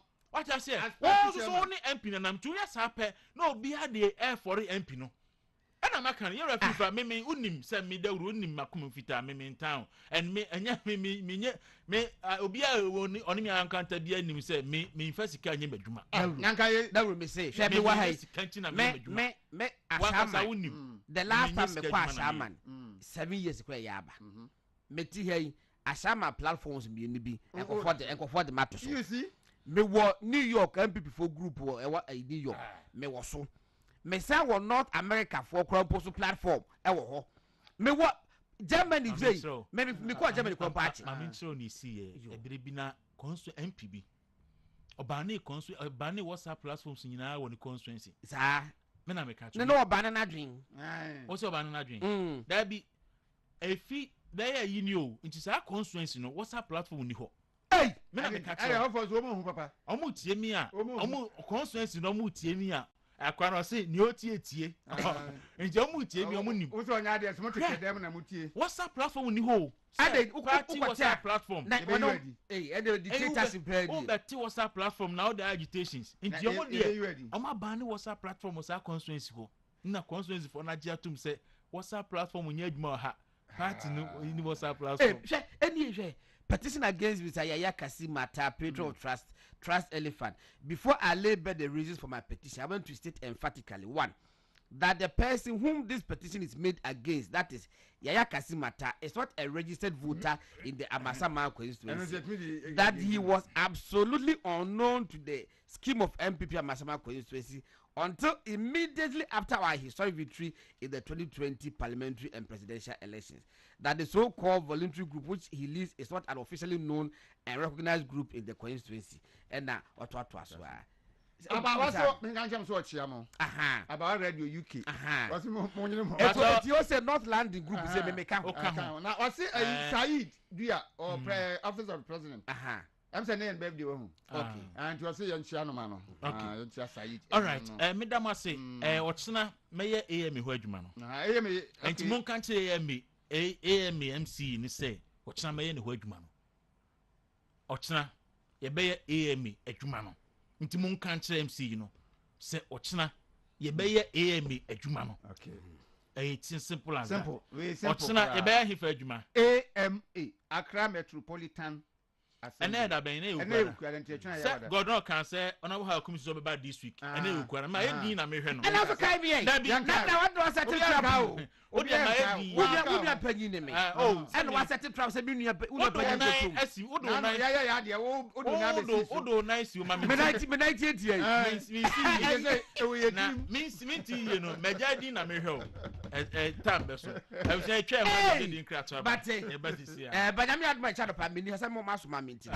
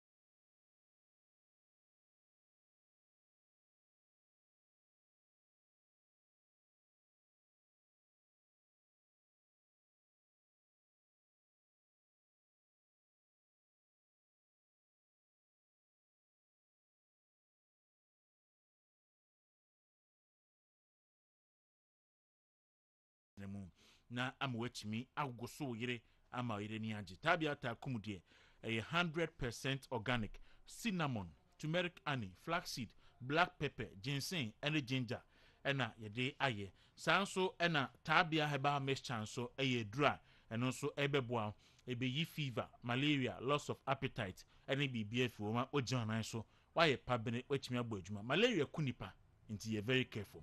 First number is 0245 749206 and 0243 686861 na money penny for enkasa. Awa Mohammed, a member of the New Patriotic Party or communication team home and osan so ekasa de ma YEE. Awa good morning. Good morning, Minia. Na honembo kodi. Nyami adom. Na say. Oba di adom. Ho ye. Akani aka. Yes, and the why a marathon interview with constituency chairman. On say do baby I obi say honorable kwesi free fa. And sembi say ba senia inimu bi nimu no said your tie na ya na ha adwenti. O kan crown me kan senia obeka no because of say e free the constituency na eba. Ti party penny for parker no money chairman I go home no mo hwe na omo form na nkoti aso. This is a constituency we need that. There be for the first time I we need constituency no. And again, NDC a Jerry upset almost sign eba. In fact, omo be NDC be nominations and exactly. Constituencies are more to on hold na masama account. Exactly, because omo strategic. Strategic na omo yi nipa omo be say omo call e was say omo kasa behind the scenes na obi ohokra ya manon contest kra na odi de abane na keka ho. So say this is a constituency that has large concentration of not we your friends say accounts and gas. Yeah. It is a free fire as a MP now or Clement as a MC. I think it's a better combination. What for me the third group a Northerners. Into assume say na say nipa no Kasim na or buy na a problem or hono. Why can't you bring him together? Say nipa me and say ba will still be able to maintain that seat, even though me say ya Juma. Betima maintain this seat in there, but say ye starti na ye ne ho kontokwa, especially baby a ye en crying for doors bebre na won crying as MC na adwuma omo ye wo ho ye 8 lanes aha 8 me kra no mishia MC ema edabi on Peace FM ema ne kan say ono de uncontestable. Looking at who he is, between but we can't hakra be kan ha. So say boa se na be ye be maintain seat no. That's very important to him. So say ye be maintain seat na very important to him. There is no way say oberane a constituency na odi kikikikike na o suspending Crawford na watimi a win that seat no. A bad you don't win elections with suspension. So obi ekobi ekakaseti MP a na ya was send Crawford kaseti ano. Se na be ya obetima ye niye. Se obia ka se bibia ye ya eno na eye more dangerous than say bia obi ebe express contrary views. Maybe am ananka ya say free for cranko on oppose. But who in the democratic era nye say bia ye be ka se obi esan se oye impinti onko on oppose there be obi be contesting na eboa emma at least on social ne sapomunsu yo hu say there be say even within the party no mahode no e wose me sohwe ansa na me kwa bonten ene NDC for arrestil ana matimi akoye ama sama constituency enye constituency e wose ye lusu biom se betimi amainteni a e wose Afrifa ene Clement e kabom na omuye adwuma because Clement enkrani Clement ebwai pa in opposition Clement lost with less than 200 votes eno kira wo say obi na bie kwan to ho e na wo bae because first and gap no 5,000 6,000 what me close gap no to eno kra no edu baby kra na ka say ye kra na ye lose ema omutimi ye nanka ni say ye lose that seat even at that time that's 2016 but wo ba ye wo win primaries ema otimi sanka ye win primaries sanka obi be pini ama free for kra be contested primaries say win against Clement wa ye adwuma asmc obetimi e wo normal obetimi a kire. You campaign on his strength because normal or yeah, and also they can who say ya ye buy for the past 4 years ya ye na udi winning. So we banner or be contested. There are a lot of ways, even in the UK. your constituency be or why it make a strong for say I haven't contested it me again negotiation a part of democratic process nipa no be contested wa no unim say or be contested wa there are a lot of ways I will be to me akana ba ho na otimi aye I'm told say gentleman okra anka oba no it's even less than 40 years less than 40 it means young man or china be party penifo kra friend catch and say nana tobo the next year your friend say next time no after 8 years no oba e betimi aboa ya me did say anka bia obeje tum na what the resources in aboa we are fighting it as almost an orphan constituency even though you winning there but see it and we need that there it's almost like an orphan constituency it is say at least chairman and pay the na chairman e keka no kra no na me homete because we any interview ni na be kasa ka ojai kasa kra nka beboa to the extent that who pamon grofo free party no say me pamon nipa miensa can you imagine this say who pamon grofo free party so they be pamon nipa me brebia nipa miensa I do one vote first past the post or the constituency level nipa back even the president no cry 50 plus 1 the nipa miensa ni wini nipa miensa na we first Titus Glover the nipa miensa ni wini and friend MP3 what 3 just 3 and I win 3 na was suspended omo no 3 na was suspended say ni bufu a wo busuafo ono no mainstream party person was suspended no ni bufu a wo yere wo ma wo busuafo itebeka say okay say na tell you beto am president MP no yebetu etia no say tutia no so asay na yaboka so chairman yesra wa menye ye say arbitrary suspension mwaye especially at the constituency unya every single vote yantwe omumra na ye ne omuntena se ama sama enye seat I was say yesan di ma NDC biom de betimi aboa ya ma yetimi aso seat no ene say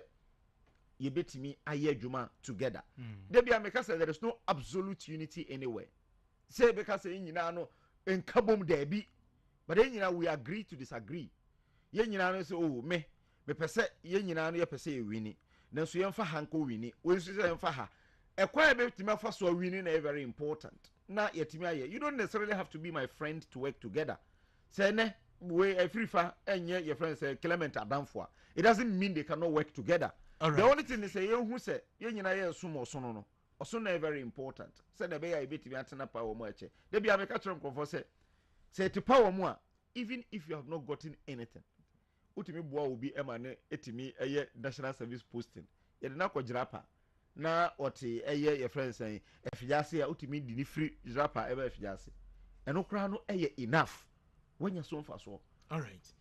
Awa Mohammed, a member of the New Patriotic Party. Madam Yabet Remich, on the constituency who be Tino Baye Permission. I say good morning. As at the time Honorable Afrifa contested, he had never registered or voted in the constituency. Intact, as at the time he was elected as first vice chairman, he was not a registered voter in the constituency. Michael, polling station executive, and Ode some message we Edibaye. We also say Jesse Buako from Amprobio say volunteer groups are good, but we should check their interest, whether for the party or against the party, or supporting an agenda in the constituency. We must protect some seats. Jesse Buako, PhD from Mamprobi, and Onobia Mamprobai, and Onoso. Ede nedie ede brain nti betimi ama yatonka na yahwe ede hu dwumade amanti Lady Vera, good morning. Good morning o mimia ba so na ho ye de me pacho me ho ye pa okay na ama sama constituency what work can I ho your constituency I ho enye me constituency okay ba what but meti ehonom na mamenchia ahwefo ne etiefo minua awal em say aya yehia wo baby meetings ne ade but em say on studio ne de eti menchia minua ne aboafo nyina Amasaman constituency yenua eye Honorable Clement abra no contest me kai 2012 2012 mene His Excellency now President campaign na meka ho bi ye chinchin mu na ye nua no oyebo ne ho modern no credit woka ma hoto na even up to now kra no obo ne ho modern me ankasa baby ametie ka kwan a nanka on paper na NDC for say o ma ye ka kwan no on paper NDC for say sa ka kwan no a free trade junction ekofa sonitra ekofa odumase it was on record say NDC for say o ma ye sa kwan no and so on the ground no na yenye sa kwan a wo hwa mremu nka den say obi su waye bibia di hu sika die na wo yenye ye na wo san akoye but wo hwa empanyimfo His Excellency Nanado Aban Minister for Roads ne wo mu eka ho ne titru MC Clement Honorable wo mu bo modern me kasa sesia wo studio ha sa kwan no yaye ene kwan bebre a yaye na ye papa free fire obi a mini no board wa me serve on it NY sesia no na me ne Honorable Francisca Otin na no ye boche ye serve wo hwa wo hwa youth policy ni ade na me wo so for gender so ati ase equality me making sure say gender niema nyina no ensem bebre ekoso na me ne ye wo sa board ene ye papa Honorable Afrifa na ye current boche o enti no ye adwuma ni bia atwam enye nsem nyina na ye den ye ka wo mu abra ye adwuma sewo a enipa ye adwuma sewo what you say na ye papa me no ka se me bie me chat me mfa nkyere ahwefo me wiam de be kyerɛ obi bia oti on kan kyerɛ ye papa Afrifa aya ne communication onye ho adwuma efi se we MP na we ye wadwuma yi a obi kura ba abe contest usuro this is a fact okay so we MP na we ye wadwuma yi a obi kura ba abe contest wa osuro on oppose nye obi na ebe hye obi chinchina say mo obi me contest obi but what I believe in it ni say party no kura betimi recognize say adwuma asemesi aye kura no wo ba no be se usika so ati ase enti wo kura no ye no kasa wo kura be si form but where we nim for sure say ade am ikoi si e kasa mi si form kura na me ko independence wa menya vote asen sa asemesi no kura nipa no kasa on si form I'm being realistic ultimately se wo ye MP enkrofo a enu nyina kokko a omo ye front line I'm not even talking about say obi okosa line a or ye MPP ni oto about me ka obi a campaign I have pictures to show ebi wo kra na me ye kra on my own it's any evidence kire say me ne nkrofo ya kwa I have all the evidence me free fa on fa me send me message a ma me Amasama Honorable Afrifa Mensa will revert thank you Honorable Afrifa will revert thank you Honorable Afrifa will revert thank you Honorable Afrifa will revert thank you you don't do this Lady Vera Mponi yes you don't do that Lady Vera you don't do that me dey hame but obi dey or the be yasem you can't tell me say we are busy ntino for 2 months no say if there's a persistent idea no ebe bua wankasa your own course na say wo si sa ade no ho kwan a wow enti me dey me appeal entwen ema obi nkasa obe contest wansa no waye wadwuma yie relationship really counts in politics relationship counts everything is not about only project and money relationship counts misre enti no dia me dia ehia me ne say ye benya 1 more seats this time round 2 ye be break 8 sa dia mienu ne hia enti obi bia owo personal interest bia no onto ne hofo obi owo personal interest politics na ye no ye nipa de den ya pesaminkuminya de ye nipa ho ade ba ye ma ensusu na yenya more seats wo ye MP na wadwuma bi a wo ye enye wo human relationship nye obi afro be 3 months wo si wa busy wo a wo mfa wo a wo mfre back message so a ene fa phone ba ko ma pe obi a p ana ba ko bi a wo du phone ba ko ama na messages no kura no what guide no send your nyamfa obema you can do that. That's even wrong. Well, There are certain categories of people of rewa. You get time to call the person and back. you know what adia I'm choosing my words very very carefully. Adia a trend pansunu mu ni say wakwakwaya settings wo phone so say obi biara so ye minister so ye staffer say nipa na boa wo campaign da say nipa na yi na kuma mu aboa wo da a contribute in a way am we win you seat no or no send message na offer wa say I will revert den yi automatic and you never get back and revert na oh my god it's painful. Oh lady meti way me no back wo de hwe me nue once me buy na me mia phone I'm responding to messages me kasa wie na okasa meti he inti crofo bebre nim se me no say WhatsApp chatter midnight 1 a.m. but cause me a problem because me ka say a live and you recorded it will frame me say see I obo hu wan na ofre me ntime mfa me wo radio hu nim say me wo radio o frɛ me kasa no me ntime mfa ebia me wo high level meeting bia se a me ni me mpanyimfo asebe omo na ma me aduane die me ti omo anim o frɛ me ntime mfa so I have made it known to everybody say me and it's obia oni minim say ba say chat even midnight I respond promptly and they am responding me dabe over 85 platforms so be sorry go on my 10,000 messages me hwe ni nyina me responding yes say me responding that is one marker say ye nyina yesua bebre yade omo nya de no ekoto sremu eni die mu relationship is important relationship is important me pache o enye sika o na me twen voting day makoma it is important but relationship count and crofo bebre win elections a enye sika nko relationship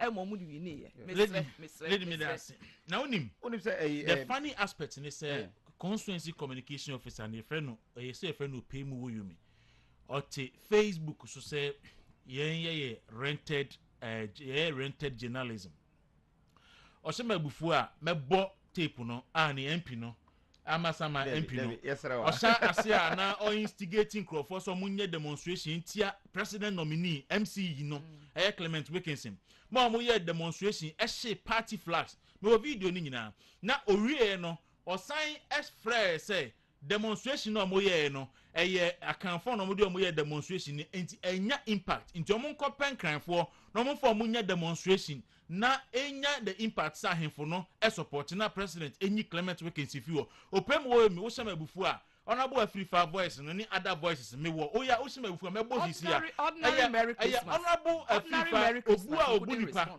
me obu na ho brase enti na asem we ma edin ba wo kotena can be honorable Afrifa say efi say me host no wo wuntum free kingdom eba ha me mabisa ni skada o ga say ya ti anu ya gro na ebedu ho o to prem wo mi so wo de bi aso so o to say rentage o di agro honorable Afrifa voice no na o share chire organize demonstration di tia Clement Wilkinson no we have all the tapes amasama monima bebiri ye wo mo di agro e bebo ni nyina na party mpanifo no obi at na beti at na e besi anya asi BCC will be sending me a message. I don't know the person. Me name ni papro. But I was sending me a message say Yaya Kasim enye na adwin krasa will be contesting that seat. Tama bronya ya etwem just about a month ago. Oni constituency organizer. Yeah, me. Ena omunama omu che aduane ama party. Omu constituency executive committee. Omu tro krakati. I don't know the person. Omu tro let the crack on my party. So person ko chenima. Emma party no gitu ma party etu executive organizer. This is the picture. Party for the baby picture. Party for the no pay me can one see. I still mention no. Meeting the one I mentioned say me yamwa and can free fan sanko biom. Uti say but we be say contesting I was say man nipa no contesting. Mr. GFK say very important contesting general secretary. Exactly. No FIFA no. Before say obeba no. Clement blazed a trail. Clement lost with less than 200 votes. But I'm more contesting. Why you so? That time no on ye Juma as MC. Your own position and obaya will lose with just less than 200 votes. But here con you more contesting. I'm out to me send me I still stand it with it say miyama anka a free for call on oppose but so obi si o contesting na obi ama obi ansi obi afọ onye na adwuma yi on improving the relationship obi ye but don't just respond to really people on social media. So onye obi keke oye constituency communication officer oye appointee enti na may respond to no. appointee. So obi keke aka mi mu a He's an appointee.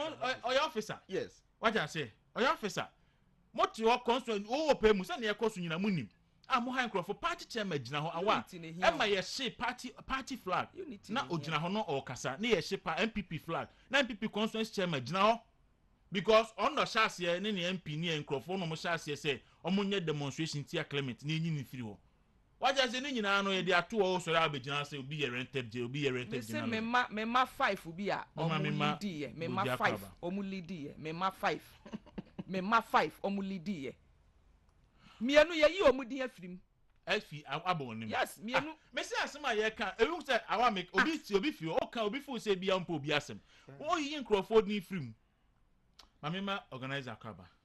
Na yesi ekoye a match pass on the crew.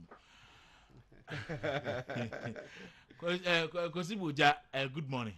Morning, Boja, a voter regional organizer for New Patriotic Party and also dean of organizers.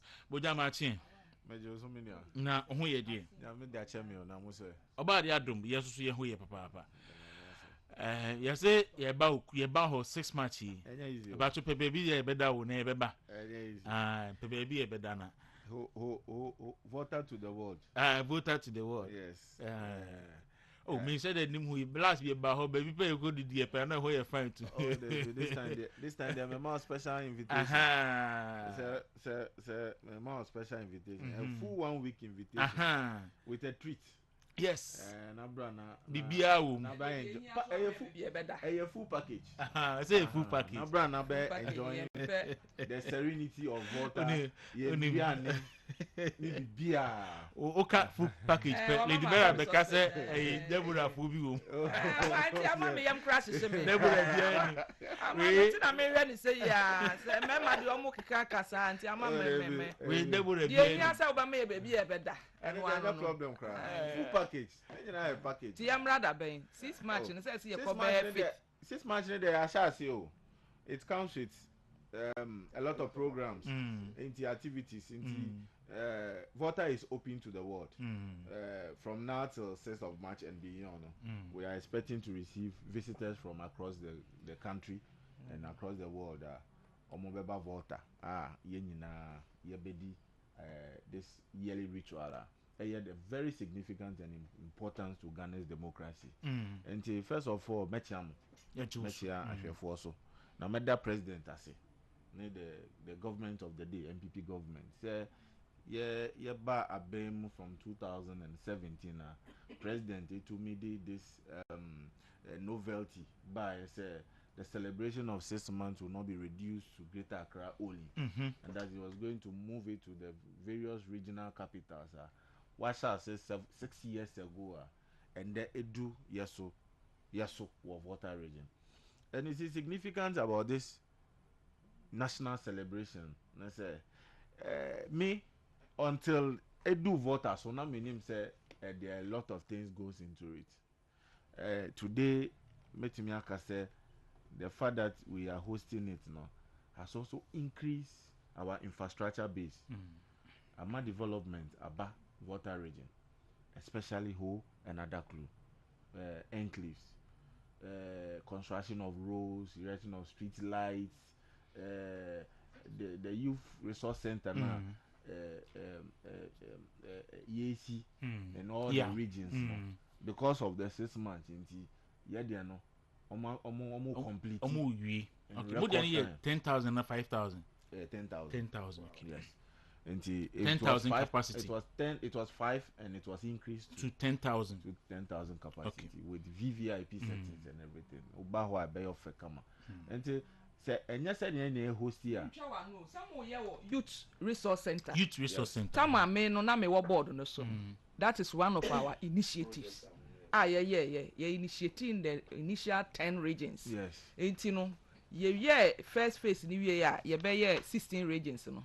ɛne ɛsan ɛkɔ yɛkɔyɛ ehu adwuma a yɛ extend yɛ eti no eja adwuma a yɛabɔ ne bi no na yɛda his excellency Nana Addo sɛ ɔmo ɛpene so ma yɛn a ɛnɛ regions biara anti Ghana will see that youth resource center on a seat match nyame nhyira MPP si yɛtumi ayɛ saa deɛ eti yɛsrɛ me dan ne deɛ bukuma me on the 5th na afei nso no ɛsɛ sɛ yɛn communicators na yɛwɔ front line no mutumi ma yɛ stormy voter region media space ni nyinaa nti me so organize that put that in your itinerary that the front line for communicators na nkrofo te your voice ni omuhu your pictures ɛwɔ social media ne big platforms no so yɛn stormy all your media ni yɛn sell MPP cent no then sink it down ɛna mpɛsɛ me di twem.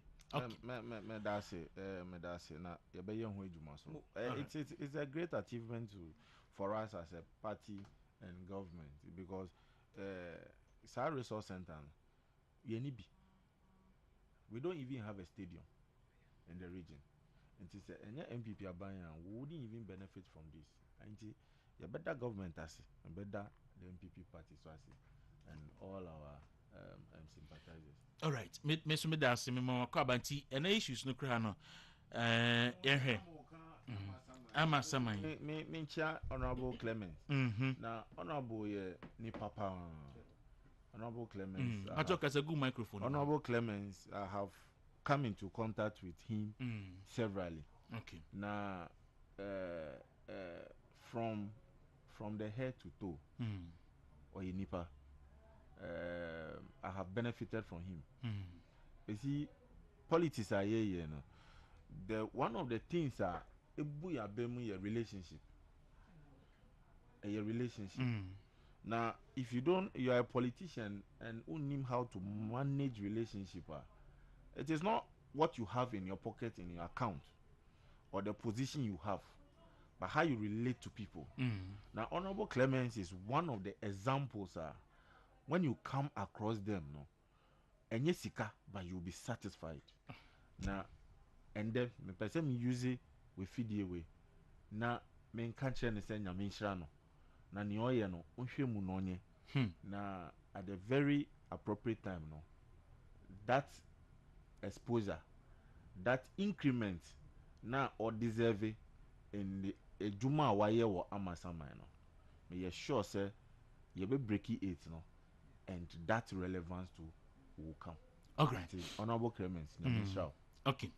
Me da sinti sebe yati hey Lady Vera kasa ena ebujan so abeken ebi almost ye rented communicators enti abuziam Tisa Real Estate and Electrical sano pen country so mo ton asase na omubutai so mbemu wanya asase papa a edayi enkrata wo ho na ne bo onye den nti omo ye promotion asase no 5,000 10,000 and 20,000 ubenya bi kaswa pram amasaman ajingano afienya Shy Hills any East Legon eho nyina asase ni bi ho almost sign the affordable ne quality electricals any lighting system e aba manprobi any Opera Square eho nyina akwa bi hu machi kwan for 0540 886496 and 0540 886382 and 055 9454 443 na onimpenifo enkasa Spanish Gingo capsules anti-aging obi a won pese obenyi o pese wadwimu eda ho na utimi dan na ho mojadi afusani ya ohia Spanish Gingo capsules na aboa Spanish garlic mixture anase garlic capsules no enso eduru bi a ebeboa onase atata ebemana firi ho ma cells ni nyina nya ho de beti cholesterol so ebe lower blood pressure common cold beko menstrual disorders and skin itching baby eto aduru bi anso kwa mpatron sabeka bi ma mo pedodo no mo mfre 0266114111 na monimpenifo entwetwe enkomo pharmacy bia no so kwa onsa ebeka bi awa NDC for be nomination for presidential and parliamentary except some constituencies make us say amasaman constituencies or must suspend amasaman ka ho na former president so ndra afedie yatu ahia minority for atunenu mutu say obeko na ebe ni mai kwan enti wei any other issue apeso fa bia Etiefo na menkasa medase pa for this opportunity na nokre se NDC force by media na omo executives nyina na omo timi aba na omo be contest elections no. Former President Mahama announcement now no, it didn't come as a surprise to anyone. Will be anywhere as a no one say former President Mahama contest presidency no again. The only thing Nkrofo Bibri Ebisane say what is he really coming to do? That's the most important question Ebisa, but not really say or be contesting and answer on contesting. For contesting the Ubienim say or be contesting, even though after he lost the elections, okay, say Ibrahim Mahama ever can say former President Mahama will not contest. That was even in 2016. By January, February, I can say on some Mabium in 2016. No? Ibrahim Mahama daily graphic captured, but later hobe contesti esan ekoya okodincho. So also bano na enye bibia eba as a surprise to anyone, not even any NDC person. Essence everything is skewed towards him. Ubia epese Mahama eneba, especially omo executives, except few. Omo foresight. Omo feel say the party needs a succession plan. The party needs some stability. Say ode nipa baako ekoya na odincho. First one odincho, second one odincho, na ode no third one or sa dincho a eno kire say or exiting na why ena ebedi na ade was very important. Ono so abronti or kono na okofa abrewa say on beye ne your friend say running mate enti eno no, there is no succession plan at all. Obehu say okwa we ebitimi abaye exactly. Again baako a ase mekura no eye ma adwene mu kesene ene say okay say wakan be twice. I think some more the video and the audio say aban bi ni ho a obetimi aye meaningful in 4 years. Once wakan say obam o ma aban 4 years a ebe den say obetimi aye bibia sombo aboa oman no. So also just 4 years to live. Just 4 years. Say Abia otimi wini krana only 4 years. And no say is he coming to really change the constitution na asiutu no na watimi aburu in 4 years. And also waka say oba obesa constitution. Exactly. So when I make say yes starting free baby ono aka say obi antimi nye adwuma 4 years antimi nye adwuma papa bia. So ono so akane 4 years pepe say ene manu sisimu na so say ye to aba e de mana or only 4 years to govern. 4 years no obetimi aye bibi papa no o say obi ani ho obetimi aye bibi papa. It is obey bibi papa dia ene e wo say osesa constitution no.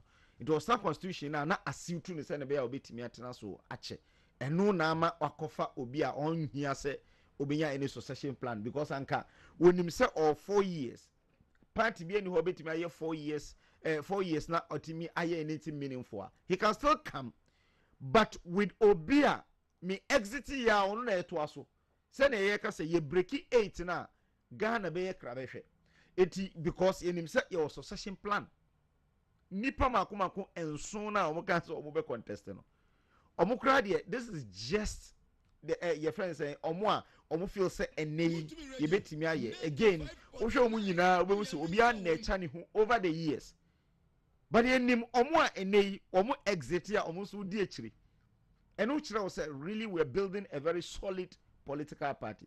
But in the NDC today say we Mahama Firu Hwan biom. That's the question. I don't see Emma and Ama or can say all bano na you be one say because no kwa na betimi aba. But the good news is that unim say economic intelligence unit omo enhwehwe mu bie ni ho ma ya embam even though post there it misses but omo hear every poll about Ghana bibie ni ho asesanda. Almost is a former President Mahama ba. na se NDC e chance a ombetime win 2024 elections. That's what a year friends economic intelligence unit kind. Omo chance ombetime win 2024 elections. But so omudi Mahama ba whoever MPP your friends say chooses obe win. Say omudi Mahama ba obi bia ebe ni bia say ya de animo. Say ye we your friends Kenya Japan. Say ye Joe Gatti we Boche Jakon Dr. Baumia Alanchramanti obi bia edi ni beba bia no obetime win. So I am not the least surprised say former President Mahama can say oba because any say o free sin no more.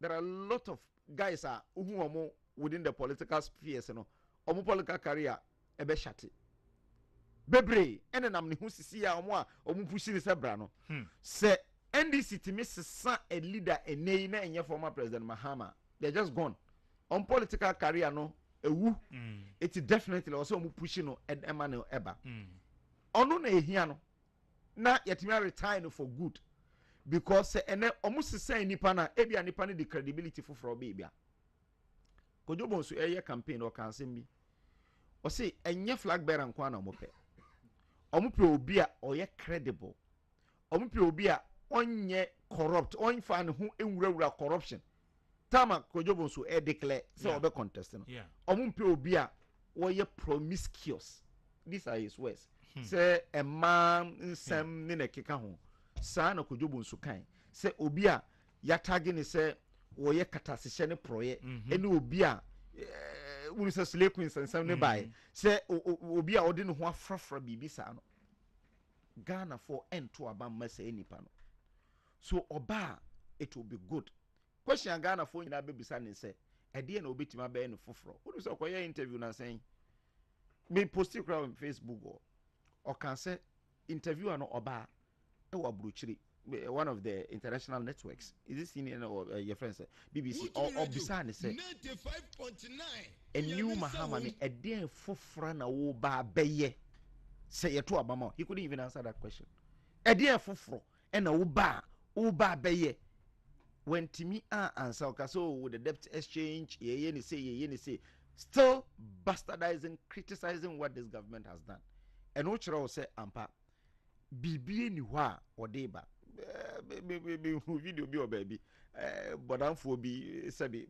ka say obi ka say what is say you say and this for the Mahama ba wasi Mahama fufuro na say dum so Mahama wasi say dum so Mahama dey na Ghana for your friends adwo help because obi enim Ghana for so be say eden na waja no ho a oba be hwehwe biom enu ntana ma make say omu change na akabe ha yen pa but omu de ne ba no na ya bisa question because I say katrama mpro and some a waka nyina no it will be play out to him the why no Ghana hwe no from 1996 ekopim ne e be sa hwe no kopim so obewu 96 na we MP and ya hwe ne sa he's on state as gracious onya your friend say until no hu free Ghana daw since 96 no even in opposition NDC no 8 years in opposition no dia ketua as MP Solomon kan say oye pensioner president onti video ni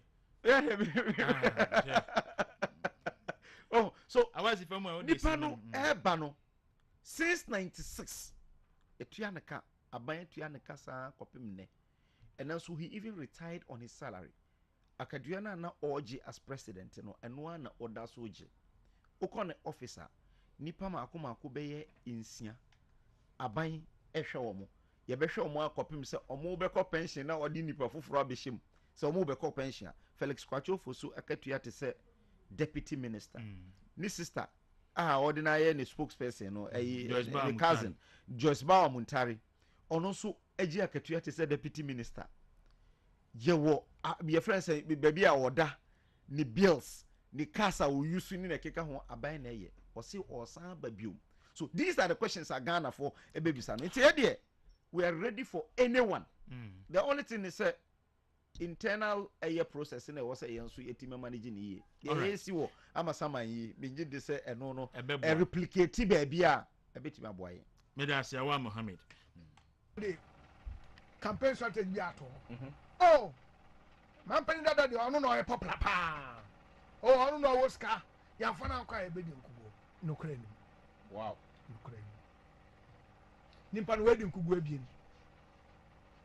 and so mathematics near a series and sequence the propensity of him losing again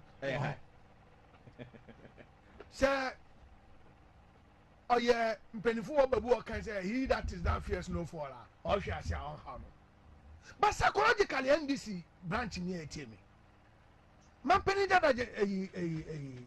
oluswa on how no because Ghana ban be no wa writing the din I know what you oh yeah pensioner president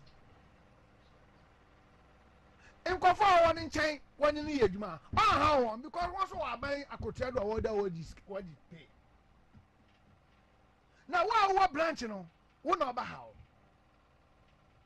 ɔno nti branch executive tie me nti Lady Vera mami tie ho yo mi nua me da ase bebree nyame anim nukure ni me de anope masɛm a mɛka ne nyinaa me de to Ghana fo anim ne ɛyɛ ahwɛfoɔ ne etiefo masɛm a mɛka kyerɛ mo ne sɛ ɛnɛ NDC foɔ aka ma na yɛ sɛ Ghana ayɛ den no ɛyɛ MPP aban ɛna ama Ghana ayɛ den na ɔmo aka ma nkrɔfoɔ kura nyatan bi ɛde ama MPP sɛ ɛneɛ woyɛ MPP ni kura obi wɔ kura betumi aka sɛ ne aba kura me nkɔto ana sɛ ne me nkɔto ɛma MPP na MPP foɔ na asɛ ɔman yi minua sɛ yɛ ka no kura paa sɛ si Ghana man yɛ ɔman bi a nkrɔfoɔ bebree kura agye twi trada ɛba ha kyɛ sɛ comparatively no wode toto ho ana kyɛ sɛ Ghana kura deɛ nke yɛ ahokyerɛ nso deɛ ahobrasie mu ahokyerɛ deɛ ɛwɔ wiase efiri tete ahokyerɛ bɛkɔ so awɔ hɔ ɛno deɛ yɛ nokorɛ na emom sɛ yɛka politics asɛm sɛ anda NDC ne MPP dia momi yɛ mmɔ nkɔmpɔ ne yɛnhwɛ ne yɛhunu sɛ NDC ne MPP ne difference ne yɛ big MPP wɔn ɛyɛ wɔn a yɛfrɛ mo wɔn ani bie ɛnhyehyɛ yɛ a yɛayɛ wɔ ɔman mu nyinaa MPP foɔ na yɛde baeɛ sɛ ɔbaa nyem na ɔbɛkɔ hospital nhyehyɛ yɛ na yɛde baeɛ health insurance nhyehyɛ yɛ na yɛde baeɛ wɔn adi dɛm kakra fund yɛabɔ ato yɛ na yɛde baeɛ school feeding sɛ wo a wo kuro kɛseɛ mu deɛ wo nhu so mfa so afi sɛ wo kora deɛ waduane a wodie nyɛ bi nie ɛnyɛ dodo aduane na emom sɛ wakonkurase bi a ɛno ahu sɛ awerɛho yɛyɛ school feeding yi yɛ na yɛde baeɛ free SHS even cry free ya papa kufoɔ na yɛ junior high ne free a na yɛde SHS atoa so yɛ na yɛde baeɛ kyɛ sɛ nneɛma deɛ yɛbobɔ a bebree wate aseɛ a yɛ MPP aban na NDC makɔ yi papa yi so ɔbɛsen aba me nuanom obi a ɔga na bie nim sɛ former president Mahama na bɛba nti we nya ade yɛ news obi anim sɛ ɔm na bɛba efi sɛ within wɔn ankasa NDC no wo a wo bɛkyerɛ wadwen wo a wayɛ asɛ nyame akyɛw nimdeɛ wo a asɛ nyame aboa wo ama wakɔ school akɔ anim wo kasa sɛbe to asum utimu sɛ yes what is be NDC form pɛw NDC form pɛw wɔn national elections wɔn kɔ na anu yi a mosquito eco wini ye general secretary obeye chairman campaign a wɔn gina so ye nyinaa ne sɛ wɔn de jomama na eba that was their campaign enti obi bia wo bɛkɔ akɔgina baabi aka sɛ oh yenye ne open na obi an ntumi contest bi na obi an ye wo pɛ ne bia na wo so democracy na ye ka ho asɛm no mo ye National Democratic Congress a kyerɛ sɛ democracy kura hye mo mariokuo ni di mo so mo practice democracy ayi akuja to kura de also contest na yen suspend o omo practice democracy and they don't believe in democracy if you so omo free cool mu na bae and omo no 4 years na omo pese omo bedi oman ne so no number 1 omo manipa atene ho ase se omo ba ehwe omo komodie mu ne ne ma ekokɔ so a utimi adi usi se omo ba besesa Ghana mra na omo atena so na yese jo ma atena so akopim da obewuo na yese Ghana no wa ye ne se sabe ni sitting room so ati ase enti no wonim ba omo ba no omo ni ade foforo bi omo be ya ma Ghana ni omo ye sen Ghana na Ghana fo epam wo mo no ono no nim say your mama in the history of this country ono pen na di say nkuguo na ebi nsi da efiri say ono nso na be ye eniema ensem fata ebi nsi da eniema ono nko a na timi tisika puduo billions si ye nkonkonye nkonfam ye hu asa de no enka ese kwa hiafo ho ono na ye president a wabedi president a wotifi a omo si Ghana ye den enso Ghana sika nyina dodo na no your mama ho na eko NDC force Ghana ye den NDC force Ghana ye den enso Ghana ye den no former president mama one na yere ayi ne vice awaka ba bi yere ne office na adwuma yefo omo nyina ye tua won full salary enti bi pa cho NDC fo media se Ghana fo mo ne be ya adwen a se NDC fo ampa so omo do Ghana se ne omo ka ensem fata fa MPP ho na media ka me to challenge anope me to challenge am NDC fo so omo do Ghana pa ene wukuada His Excellency former President Mahama omra bontime press conference onyi ni pay se NDC fo esi omo edo Ghana na Ghana ye den MPP fo me no ka say appointee bia yate ne salary so 30% nti mu de mon calculate se even kra no ministers ni deputies ye 86 mpo a na se yate so 30% mu ka bomu a eyesen onwo a nipa 44 staffers ni nyina no wote 30% udi bomu a eyesen NDC for as at this morning omoji omu pay Ghana fo amutie mi pay no enye obi botom wo taxes ya mutua mo taxes amutua Ghana fo mo taxes amutua His Excellency former president Joma motifie na wo die mo taxes no enu na wo die notifie no wo die otu kwan ye okoye interview no Ghana fo me pacho musika ene edi tua ema ne koye ne workers ni nyina musika Ghana fo musika na wo mu die na MPP fo momu ne de won atete wo musika so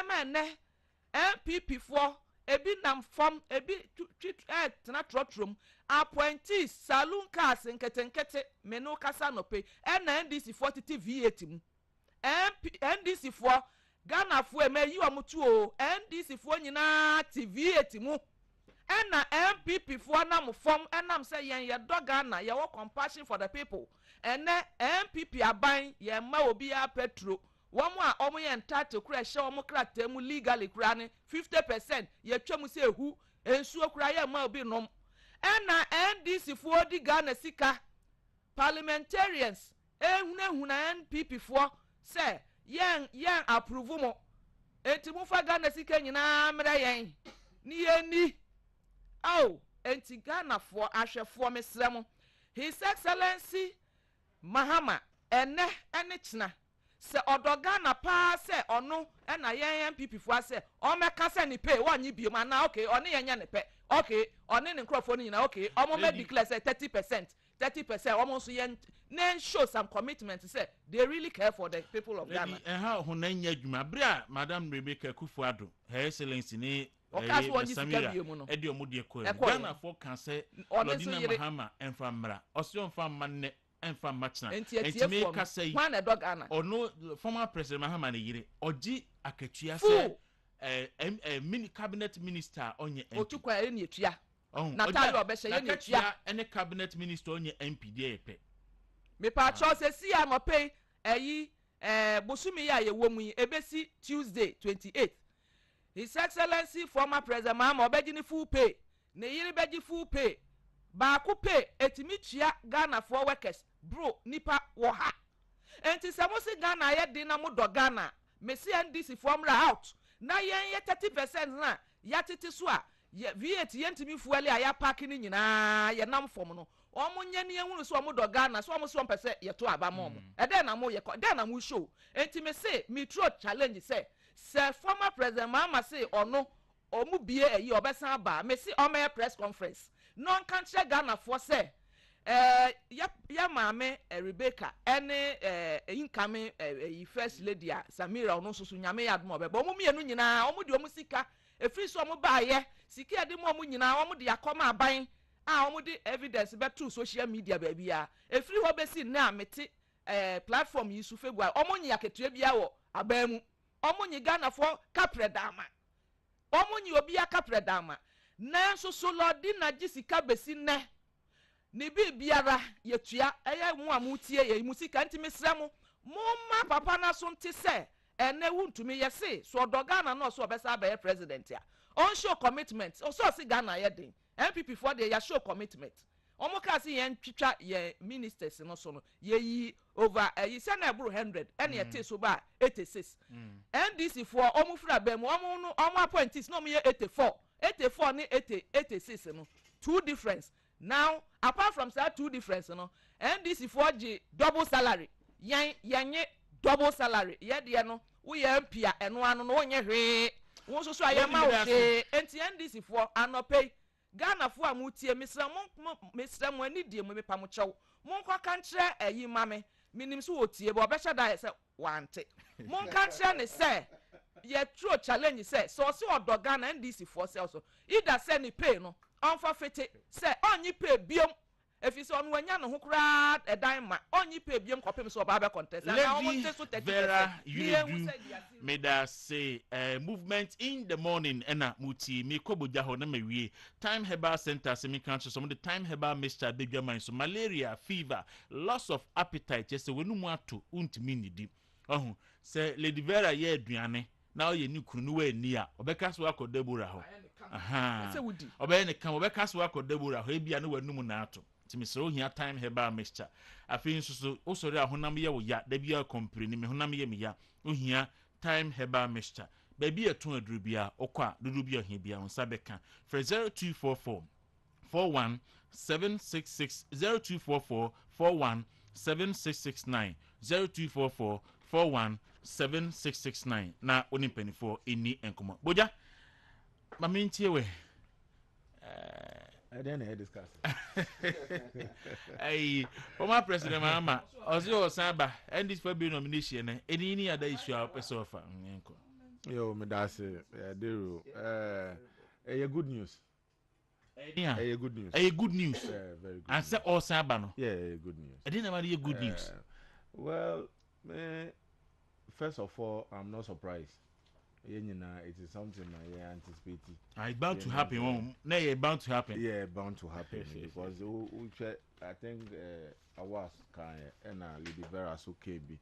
So Osha NDC for architecture and today front runners for a possible presidential candidate. Shedan doors, everything has been tailored around former President Mahama. Obviously, we are expecting that Mahama will come back, and thankfully, we announced that he's coming back. What I have over the period, I may try to research on is what has been the success of comeback presidents across the world. Be able to president that are successful maybe after a 10 and now maybe unfortunately could it be besimu and office in so and then he comes back again. What has been their succession rate? And typical one way in Chenya Muhammadu Buhari. Before I even talk of political leadership, even if you go to sports, one of the favorites of Ghana for Yakofa Milovan Sambayan Comoros never go any massive. Samukai. Yes, I go for Milo by Milo Comoros and never go any massive. And so this comeback presidents things, most of the times, they don't really flourish and go ye more musa and that is one side. Now but Bojasmo can be a very important. So Muhammadu Buhari, yeah, or the president, and then you couldn't tuna, and now Okoye no Wasiamba, and Military leader. No, a Ɛna military yɛto aba leader. na yɛpam ɔno. And then Nigeria, of course, open sika, use sika bank crisis can ho. Comeback presidents, they are not successful. And we are also seeing the new trend starting from Kenya. Omo elections now. And I think things are really changing. But Yemfa Mahama as a candidate Oba. Assessment about Mahama and what is coming on board with. That should be the conversation. Now MPP as a government and a party. Yes, so over the period of 6 years, we are in our 7th year now. Yeah, share the records. Nama ye to me a year. What we are expecting to do and finish by next year before I ever call into the elections. I think those are the 2 key issues. I was say ni opesoba, ni aye, ni odijaye, and where we are going as a country. I think that's where the conversation need to be tailored. As for the Mahama as a factor coming here, it's not a news. Concert kakrana a town who say you see union leaders be more panicho fear say Mahama better about, and we are in 2023 and Okada riders as a former head of state with all the positions from assemblyman to presidency. If you really want to come back Okada riders me nka say Okada riders omunye nipa o, but your governance is a serious business. And if the country is indeed craving for you, your comeback, not people who are doing illegal business. Not people who are into illegal business. Yes. And then the menace of Okada accidents on our road, robbery, and all those things. You're finding solution to it. And you see this Okada invasion. Lion. And I'm not surprised. When he was regional minister, we your friends saying near Fota. When he was regional minister here. So I am not surprised. These are the people who are craving for Mahama's comeback. It is always about the NDC. All the university campuses will be voting for NDC, and all the prisons will be voting for all the university campuses will be voting for MPP. MPP is winning in all university campuses, and NDC will also be sweeping all prison services. It's a history between the 2 parties. Yeah. We know that at the end of the day, NDC will maneuver their way and bring Mahama. We on our own, yes, we share how to manage our internal processes, and at an appropriate time, we will also come up and outdoor our leader. Then we can now talk of records. But as it stands there, Mahama as a candidate, the previous records, Obia or no Obeso presidency, Ghana's economy was around 14% GDP. We were growing at 14% to GDP. No be free abemono. Now you are dropping from 14% without any pandemic. Self-inflated doom so. Because 2012 election, they ran this economy down because at all costs they must win the election. Oma renaming nankasa his words. Ama kadompe. Oma running the economy fell from 14% to 3.5%. This is Mahama's records without a global pandemic. And this is somebody, and you see, sometimes as a party, if we are not focused, it will make us, NDC will make us look like almost a competition to us, which they are not. Because the situation this government found itself in, if you look at our records from 2017 to 2020, you cannot compare our records to that of NDC. And today, a fact said the economy started falling as a result of the pandemic that befall us as a country and the whole world. Yet Chroma COVID started here at the end of this year. The first entity they came up quickly. Mahama announced the COVID response team. What was the purpose of the COVID response team? To put unnecessary pressure on government. Criticize government. There's a pandemic. And then NDC COVID response team and catch this country. Say vaccine APA or this country. They were the first to tell us which country bought vaccine, which country had access to PPEs and all those things. And use it against government. They don't care where government will get money from, how government will get the money. All they care is government must provide and save lives. It is if government has dipped its hands in the coffers to save lives over a 2-year period. All our borders were closed. There was no business. Nobody was going. Nobody was coming. And there we have spent our money to save lives. This same group of people have turned around again to criticize us. Say our economy has been ranked down. We should know them. We should know where they are going. This same group of people, when your master started in parliament, let us not forget, say, part of the problems we face today, any downgrade is also as a result of your budget, your last year budget, and NDC4 deliberately almost delay over a long period of time. All plans say it is part of their all plans say we are bringing in a tax basket that will cushion this country so that we will not go into IMF, which is the e-levy. NDC4 sponsored campaign against it, just as they sponsored 8 solid year campaign against free SHS. NDC sponsored a campaign, a crude campaign against this tax policy. Emma, yet by the time a tax never implemented crampono, now it was not appetizing enough. Tax in itself is not something that will be a person obey.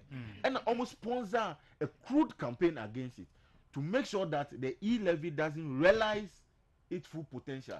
Almost started, they want to delay the approval of ministers in parliament. Once almost started, so that it will take a very long time. Committee level, they will all vote against. The plenaries, they will make all their unreasonable way attacks on the appointees. Even if the speaker rules by voice vote, they will rise up and challenge the speaker, say you fan 2 votes bako, all just to delay the process. And this is the group of people they are only hope to come back to power, and they say MPP should fail so that they can come, not because they want to come to power on their competence, but they are waiting for us to fail. But we have not failed. All right, but I say Boja Kosi Boja, a voter regional organizer and dean of all organizers, and a pay Minia Baba Con, Eastern Regional Police Command, if Galloway, if Rebecca Obo, Neba Abemu, if Tala Abdi Razak, when you're 6 years and then. Nti yewishino happy birthday na yasre senyankopon enhyano na omano enkwatenten afi enenso eye birthday eye madam ana Mrs Evelyn Insia Asare Dr. Insia Asare presidential advisor on health ene negire na woda nti Dr. Insia Asare anopeosi emfa fidi so na yenwishi ne yire happy birthday emfa mano nyankopon hyira no osa board member ema Kumasi Asante Kotoko ne yire no board member ma Kumasi Asante Kotoko enti emame Evelyn Insia Asare nyankopon hyira na omawo enkwatenti omo akoma so adi nyina emremu na once again so fantastic nanaya we wish you happy birthday benefo anope da must say frame mobile all right. Bidin the Kwaku Dawuro Kwame Jeseni mi producer Asedan Koma Godin Asarbidi akon Asedan Koma da Sibre ene team ni nyina Eric Asante Martin Nanaya Cassandra Isaac ene DJ Ochirema ni team ni nyina anope DJ Slighty etwa so edemu nyina se akra mu nyina